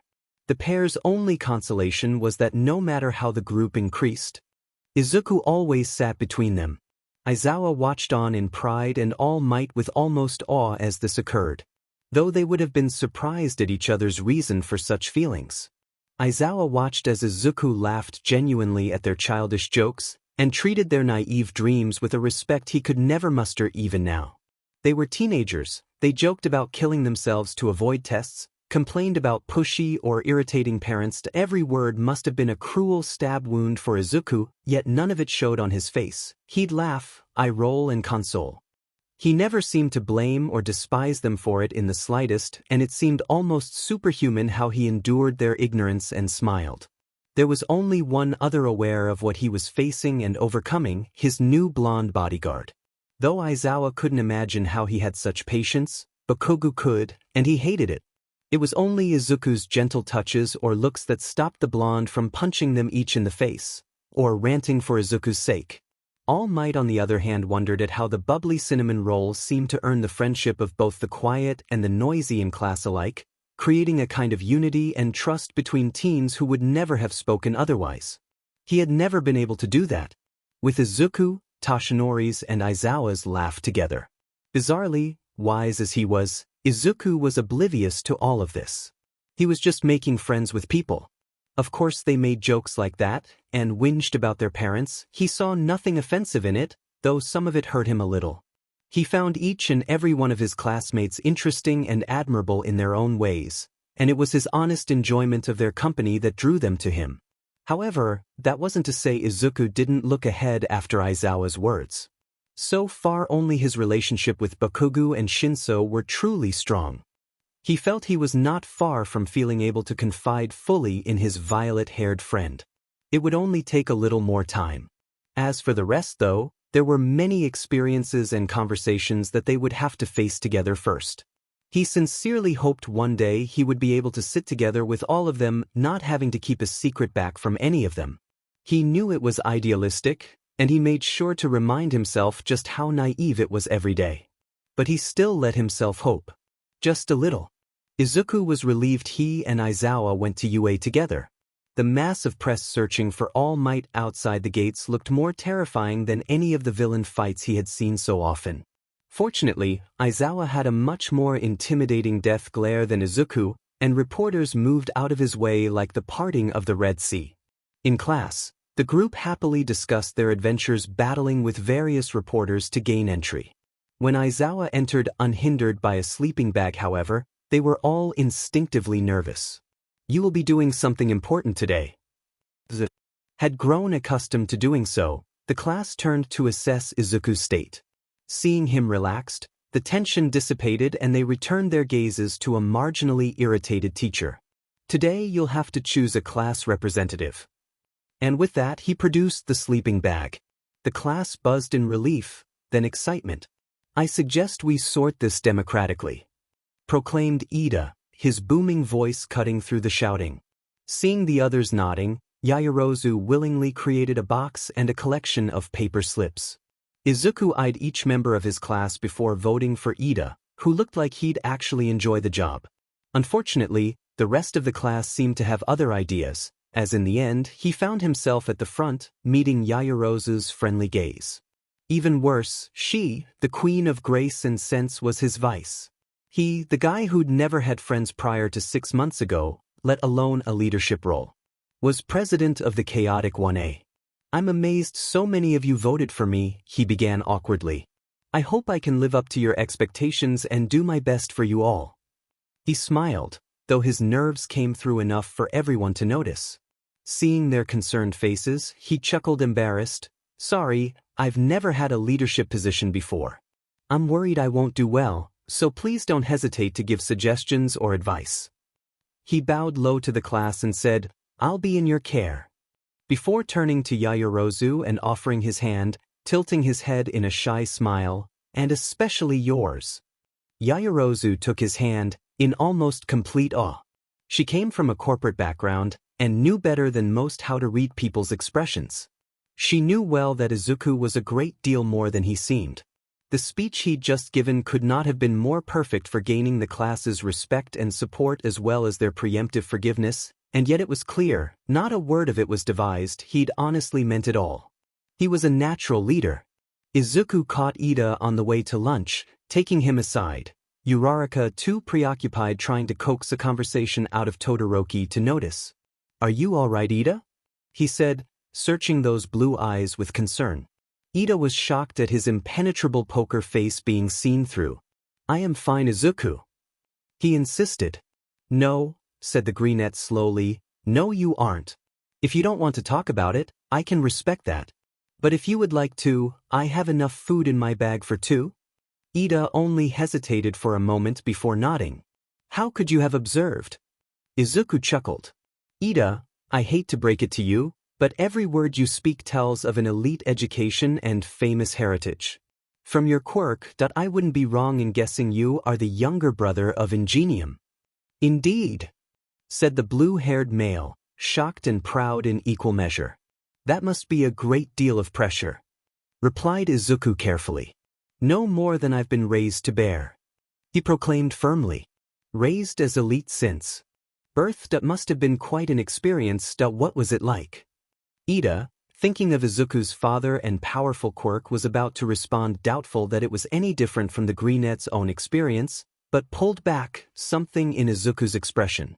He hesitated, but seeing earnest curiosity in those emerald eyes, he relented, talking nervously at first, but soon gushing in detail about his family, training, schooling, and extensively on his brother. Izuku understood him much more for it, and him knowing put Ida as at ease as the brunette had ever seen him. Izuku wondered if it was possible for two childhoods to be more different, and was surprised when he found no bitterness in himself, only a little sorrow. Ida finished talking, and when Izuku did not immediately bring forth another question, he turned to look at the shorter male and was taken aback by how deep in thought he was. Izuku seemed very far away at that moment, and it made Ida, probably one of the least perceptive in the class, wonder about him for the first time since his links to their teacher had first been revealed. He watched patiently as Izuku gradually returned from somewhere distant and got sad. Blinking, Izuku suddenly saw his concerned face. "Sorry, Ida, I get lost in thoughts occasionally.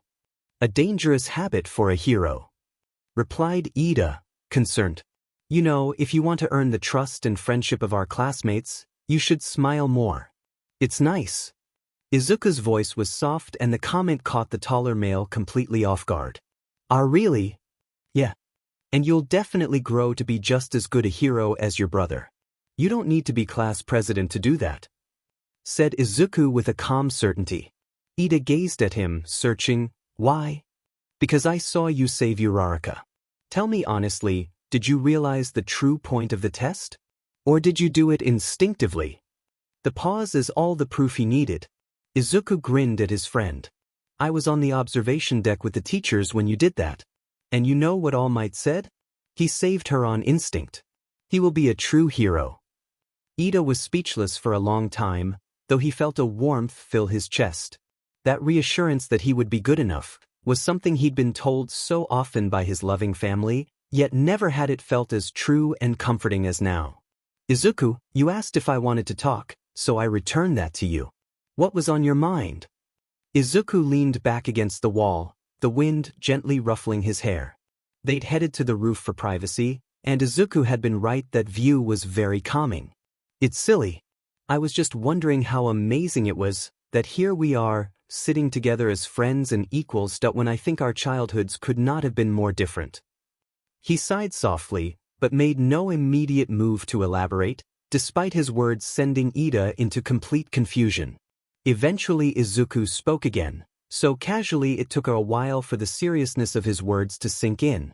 "My quirk needed specific conditions to be used, which I won't go into. What it meant was, until a few years ago, I was thought to be quirkless."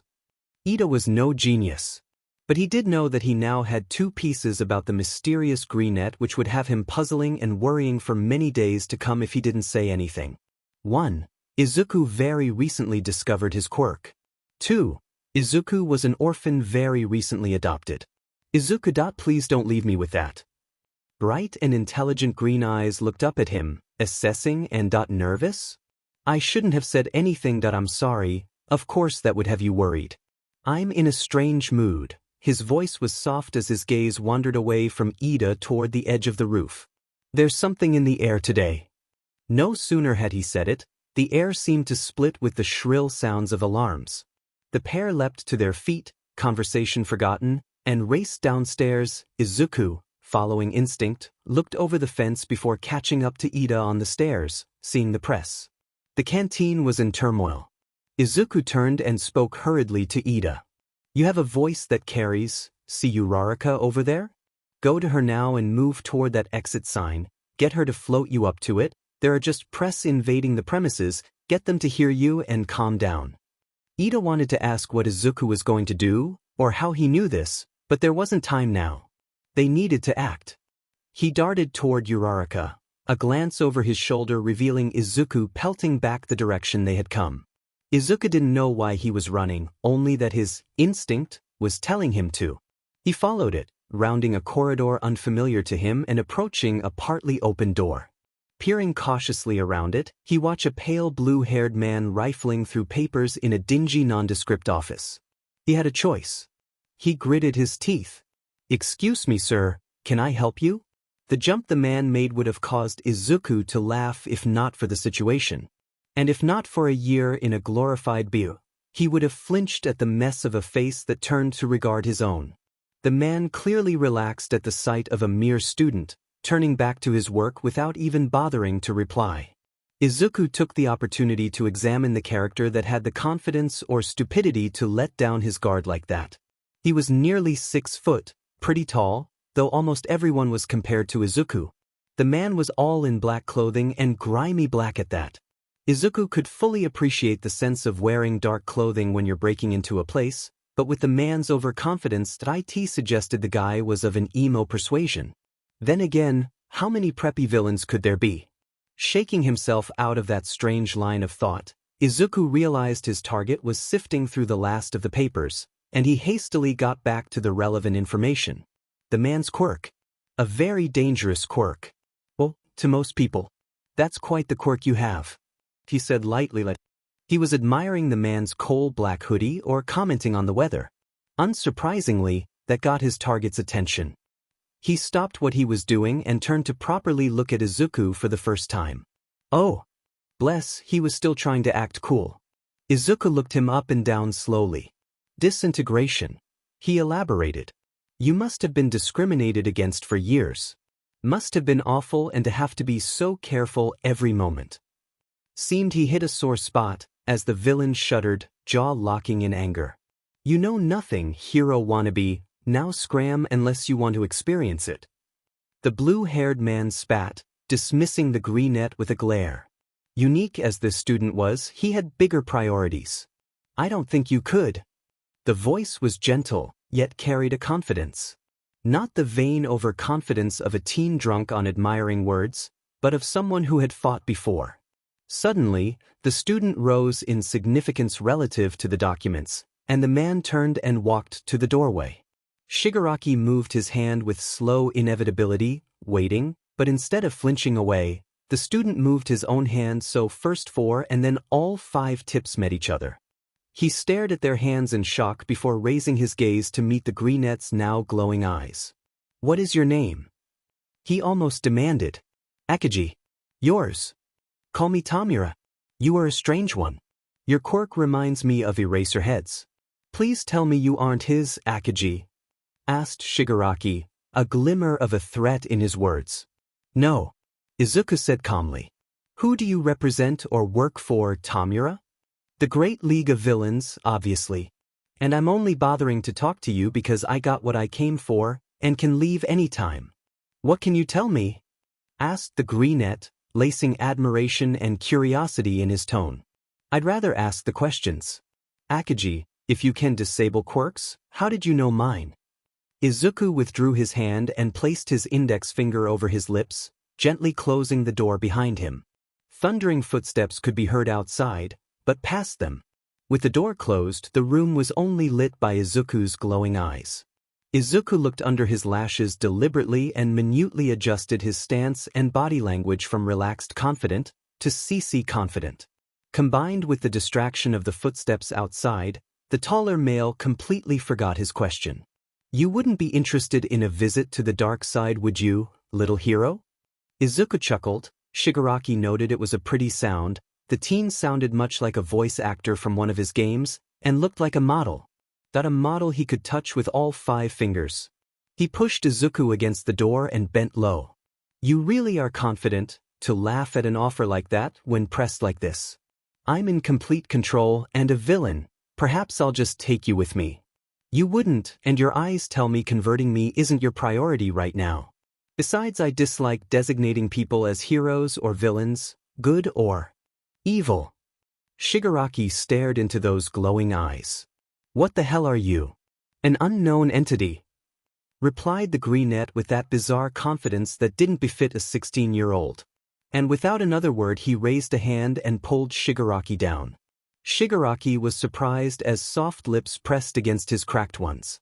But this was his first kiss, and with a beauty at that, so he kissed back willingly enough, only for Izuku to pull away grinning and slip around the door.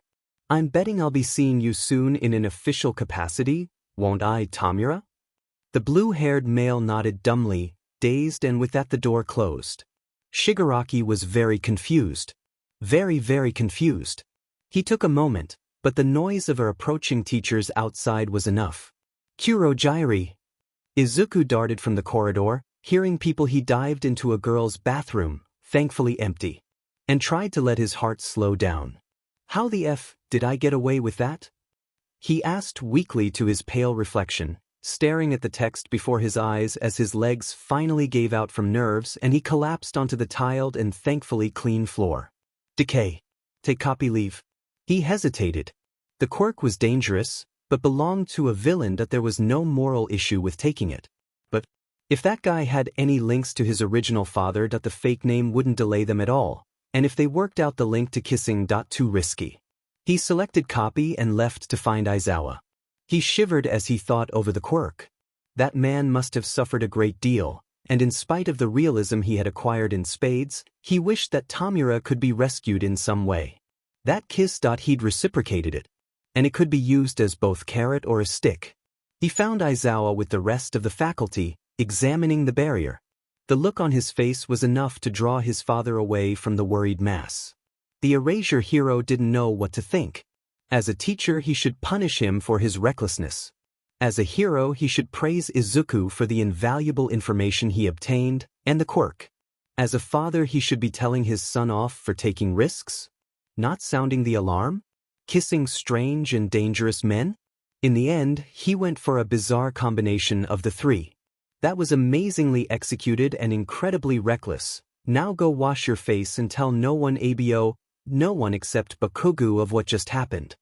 Izuku nodded, smiling apologetically before disappearing off to the nearest bathroom.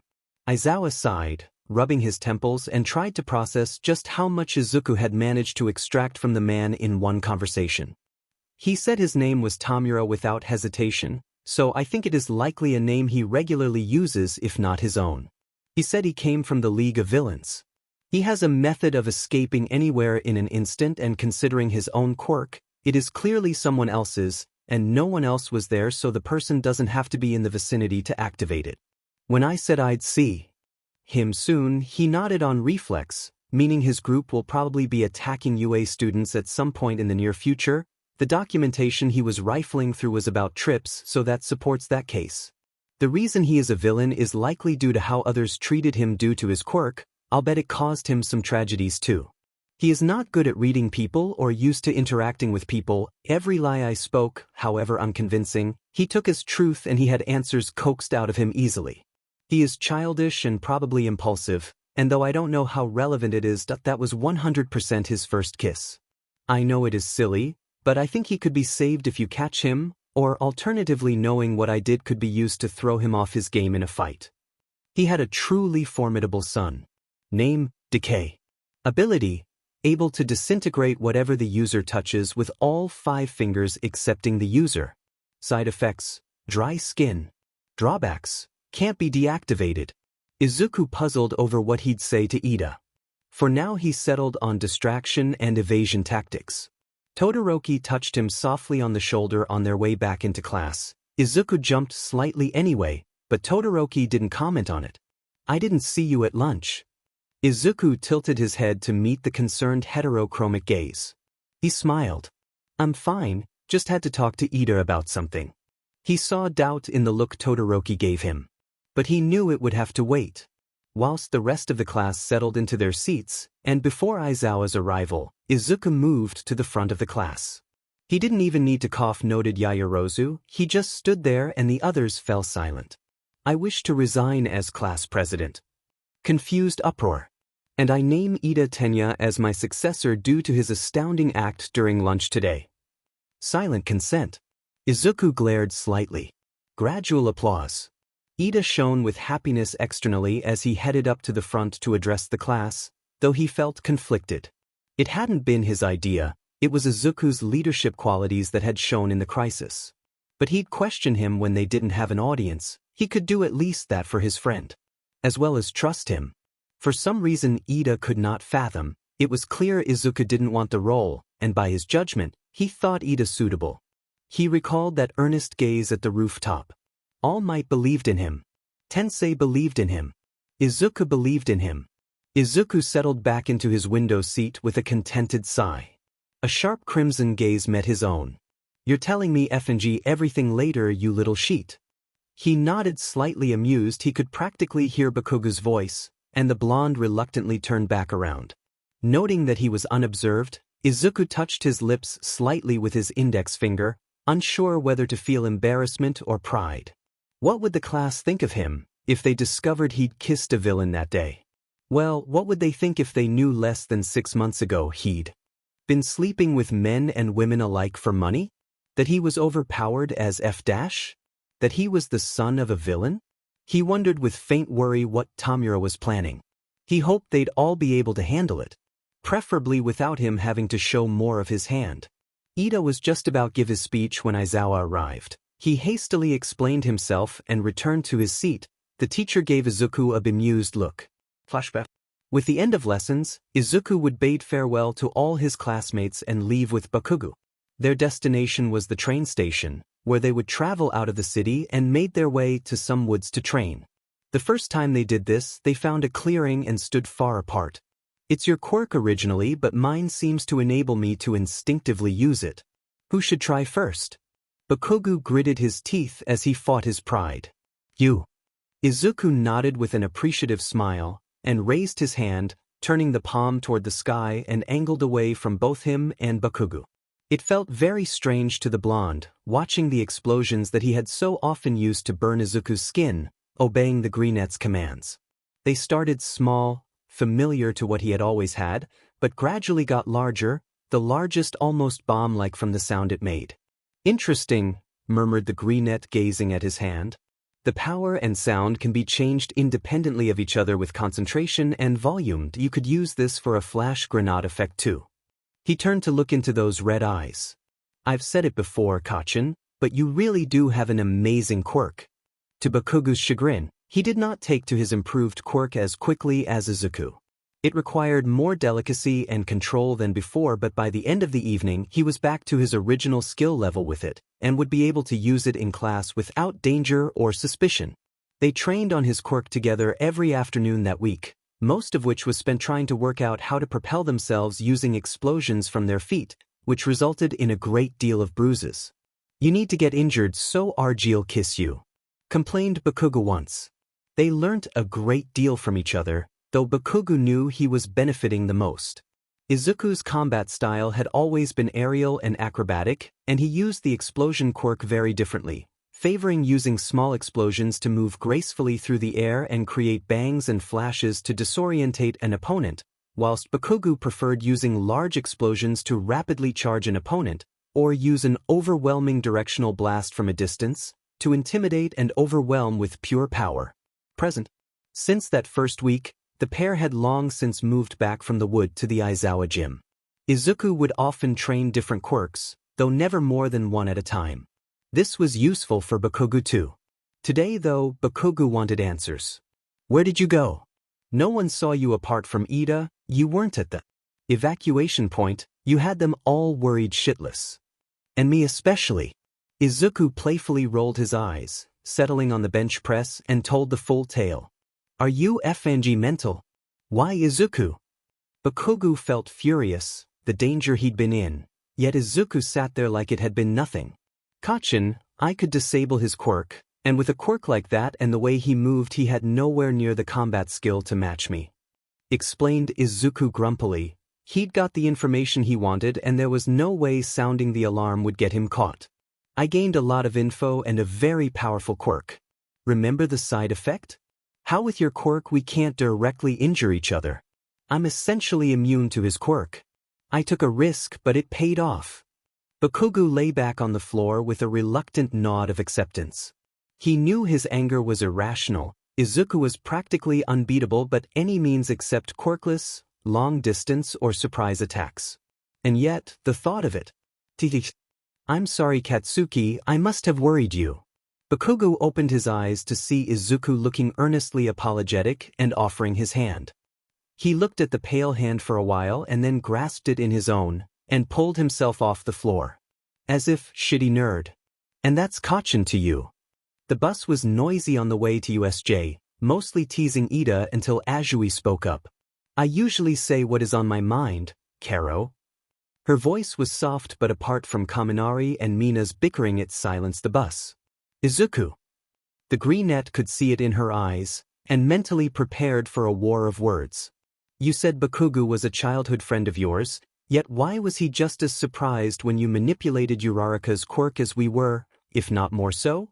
Izuku was about to speak when both Ida and Bakugo interceded, paused, glared at each other, and then both realized they had no idea what to say so backed down. Izuku winced internally at how suspicious it was. He could almost hear the cogs working in most of the class's minds. He smiled softly at Ida's concerned look and spoke calmly to the class. It's no great secret or old wound and I trust you all. Kachin yelled your answer across the training grounds. I only discovered my quirk a year ago, and until that point I was misdiagnosed as quirkless, hence why Kachin was so shocked to see me here. She seemed taken aback by his calm, they all were. Though he answered easily enough, they could feel they were approaching a boundary. Or the smart ones could. Besides that there was everything they knew of what being quirkless meant. Ashido asked obliviously, you and your family must have been so happy to discover you weren't quirkless. The rest of the class held a breath as one, and Ashido realized almost the moment she said it, the bloodlust Bakugo sent her way wasn't necessary to tell her what she'd just done. But to their surprise, Izuku's body language didn't change, he simply smiled.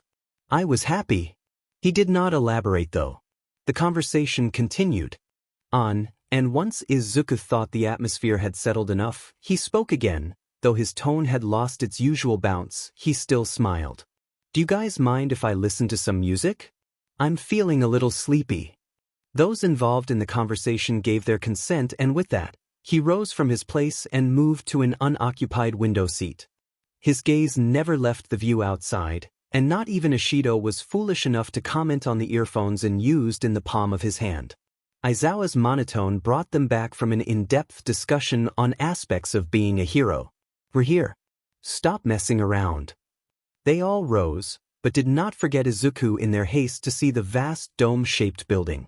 They glanced back to find him still in his seat. Bakugo growled slightly, but it was Todoroki who rested a gentle hand on his shoulder. We're here, Izuku. He spoke softly but the greenette still jumped slightly. The others hastily moved away and off the bus so he wouldn't realize and be embarrassed. Sorry, he said quietly and rose to his feet. He gave a warm smile before making it off the bus. Yes, thought Todoroki, I can see it there. Though Izuku buried it deep, those emerald eyes held pain. A lot of it. The bicolored male wished Izuku would talk to him. If it was about parents, perhaps he could understand? He hoped it wasn't Aizawa.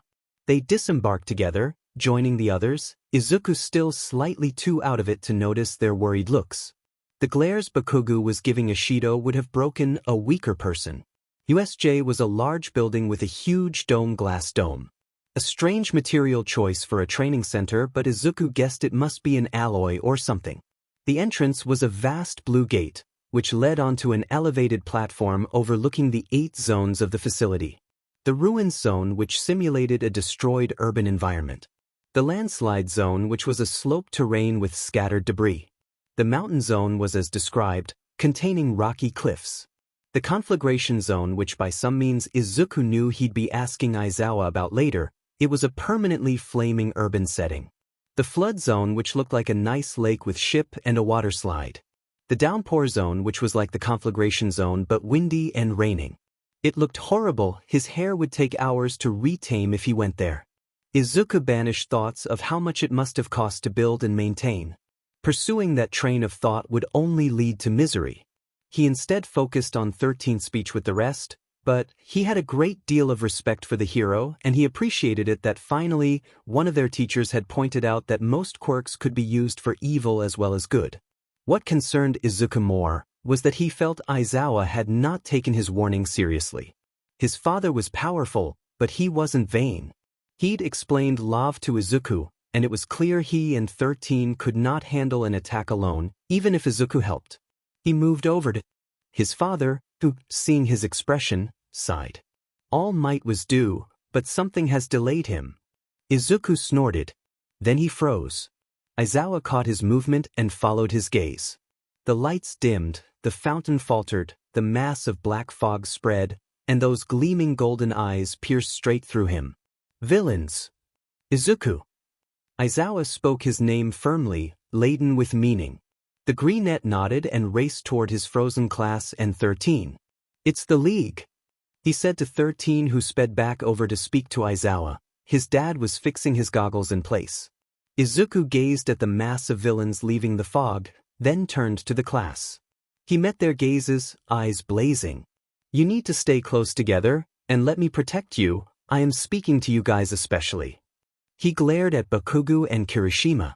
I know you want to fight, and with this many you'll likely have to. But for now, with what little trust one hope you have in me, please listen.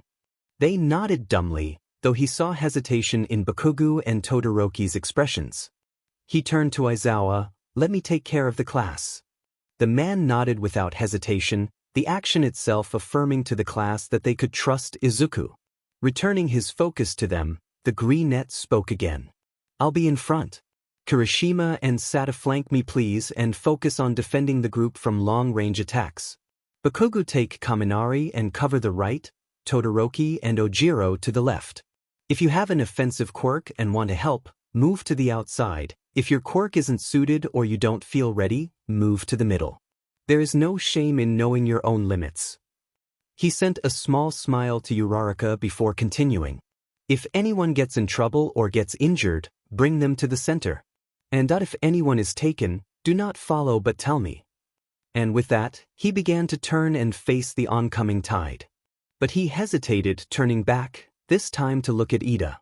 You see the portal villain, I'll bet he'll come for us, so don't go now. But the moment you see an opportunity, run and get help. As fast as you can. My dad is fighting for our lives and his own down there, and there are plenty of people capable of fighting but none to match your speed. He didn't even give the class president a chance to argue, turning away to focus his green eyes on villains around his father, to watch closely for changes in the tide. He shut his fear deep down. It could erupt later, when all these people he'd grown to care about were safe. Eraserhead was a powerful pro-hero. Those villains never reached the group, prepared as they were. The one to reach them was the only one who they couldn't face. Kurogiri came before the mass in all his misty glory. You came to kill All Might? Asked Izuku before the villain could speak, hoping to catch him on the back foot. We did indeed, replied the rumbling voice from within the mist. You wish to divide us up to kill and torture so our deaths will mentally harm him, if you are unable to achieve your aim? The others stared at Izuku in surprise at his calmness. For them it was the first time they had been close to a villain. At the best of times they'd been raised to see them as evil, yet Izuku spoke calmly and politely, his body relaxed. If you leave them alone, you can take me and I won't deactivate your quirk. Offered the greenette levelly. He could feel, not see the villain raising his eyebrows. He heard Bakugo hiss at his offer and the tension rise in the class. It was a mystery to the Greenette why Bakugo of all people was so concerned. Perhaps he hated Izuku taking the spotlight? You actually think you can deactivate my quirk? It may be a composite and you may no longer be truly human, but do I look like I'm bluffing? Now those deductions did shock the villain, but not enough to disprove Izuku's guess. As if it matters. Why would I not simply go back on our deal? I can tell you have a noble nature, if a little twisted, and I think Tamura would disapprove. He said it so quietly so only Kurogiri before him would hear the final words. The man's mist shot towards him the moment his words of confirmation finished, and Izuku let it. Tilting his head back and winking at Bakugo, smiling reassuringly to the rest before he was pulled away. Izuku seemed to have been brought to an underground room by the change in temperature and air quality. He wondered whether Kurogiri would really keep his word. If his dad was safe, that monster rose to the forefront of his mind. The strength of it would be too much for Eraserhead, even without the quirks he had seen it possessed. He examined the damp gray walls of the basement, or dungeon, but he was trying to be positive, keeping his ears pricked. Sooner than you expected? Asked the unnaturally soft, dull voice behind him. Izuku turned and smiled, hiding his fear at the hands adorning the villain. It was such an excellent plan. Where's All Might? Izuku shifted his positioning and spoke disinterestedly. What makes you think I'd know? Like they tell first-year students anything. Pity. The blue-haired male moved to join him. That creature of yours is stunning. Can I know what it is? Or is that secret Tamura? Tamura grinned with a pride that made Izuku feel sick, thought not as sick as his next words. It is a Nomu. It is designed to kill All Might. In spite of the chill in his gut, Izuku forced himself to maintain the act. Oh, I've no doubt of that. Shock absorption and regeneration? Pretty deadly with all that strength too. It will be quite the battle. Will. Izuku smiled bitterly. He'll come. He has that knack for it, hero's timing. And I think he'd probably still win, the unpredictability of willpower and all that. You don't seem to care for him much though, said Tamura, red eyes watching him curiously. Izuku shrugged, keeping his expression neutral. In my opinion, he does great things and is essential to our society. If he wasn't, you wouldn't be trying to tear him down. But, personally, Izuku hesitated. My hero is the one there right now, who no one recognizes or even speaks of, who is facing terrible odds and fully expects to die, yet fights on to protect his students. And his adoptive son, Aizawa Izuku. Tamura spoke the words like a child, first using a swear word in front of his mother, desperate for a reaction. Izuku's eyes rose to his, steady and unaffected. You did your homework. Which begs the question, what are you aiming to do with me? Tamura hid his disappointment poorly at Izuku's lack of shock. He wanted to see surprise in those beautiful eyes. What do you want me to do? Izuku snorted at the question. Not very. I am the mastermind of the League of Villains now, is that? Seeing Tamura wasn't going to speak again, Izuku forced himself to focus, knowing every moment he entertained Tamura bought the hero's time to get there and kept a serious danger from attacking his father or classmates. His deal with Kurogiri would also end with this meeting. Keep talking. He fingered the note in his pocket. It had been intended for Todoroki. But maybe. Well, there are 5 options before you that I see. The taller man tilted his head, and Izuku continued. First option. You kill me or try to at least. If you succeed and show my body to the group out there, you'll break the most dangerous hero present and mentally scar the next generation of heroes. Izuku only said it because he was confident that Shigaraki couldn't kill him. But Shigaraki didn't know that, and was finding this UA student stranger and stranger with every word. Second option. You kidnap me, though you've technically done that already. There are loads of ways you could take that, from brainwashing to torture. I don't think they are worth listing, not like I know your league's goals or uses for kidnapped UA students. Third option. He continued steadily, you seek a continuation of last time. Izuku eyed him through his lashes and sent the man a flirtatious smile. Now that surprised Tamura. He'd seen people recoil enough because of his quirk, his appearance, his hands, yet Izuku didn't even flinch when their gazes met. It was a tempting idea too. Those beautiful lips were practically asking for it. Fourth option. You can back down and let me return to my classmates. I say nothing of it, you say nothing of it, and this bizarre relationship ends. At this, Izuku stopped speaking to examine the dingy room, while Tamura fought with himself. How did this short schoolboy hold the power in this conversation? He was the future leader of the League of Villains. And yet, you mentioned 5 options.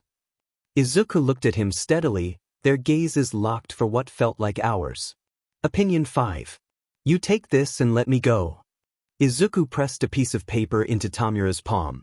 The older man leaned forward in spite of himself to look closely into Izuku's steady gaze. He then looked down and opened the scrap of paper. Carefully. It was a phone number. Kurojairi. Izuku found himself in the ruins zone. In the distance, a voice boomed. I am here.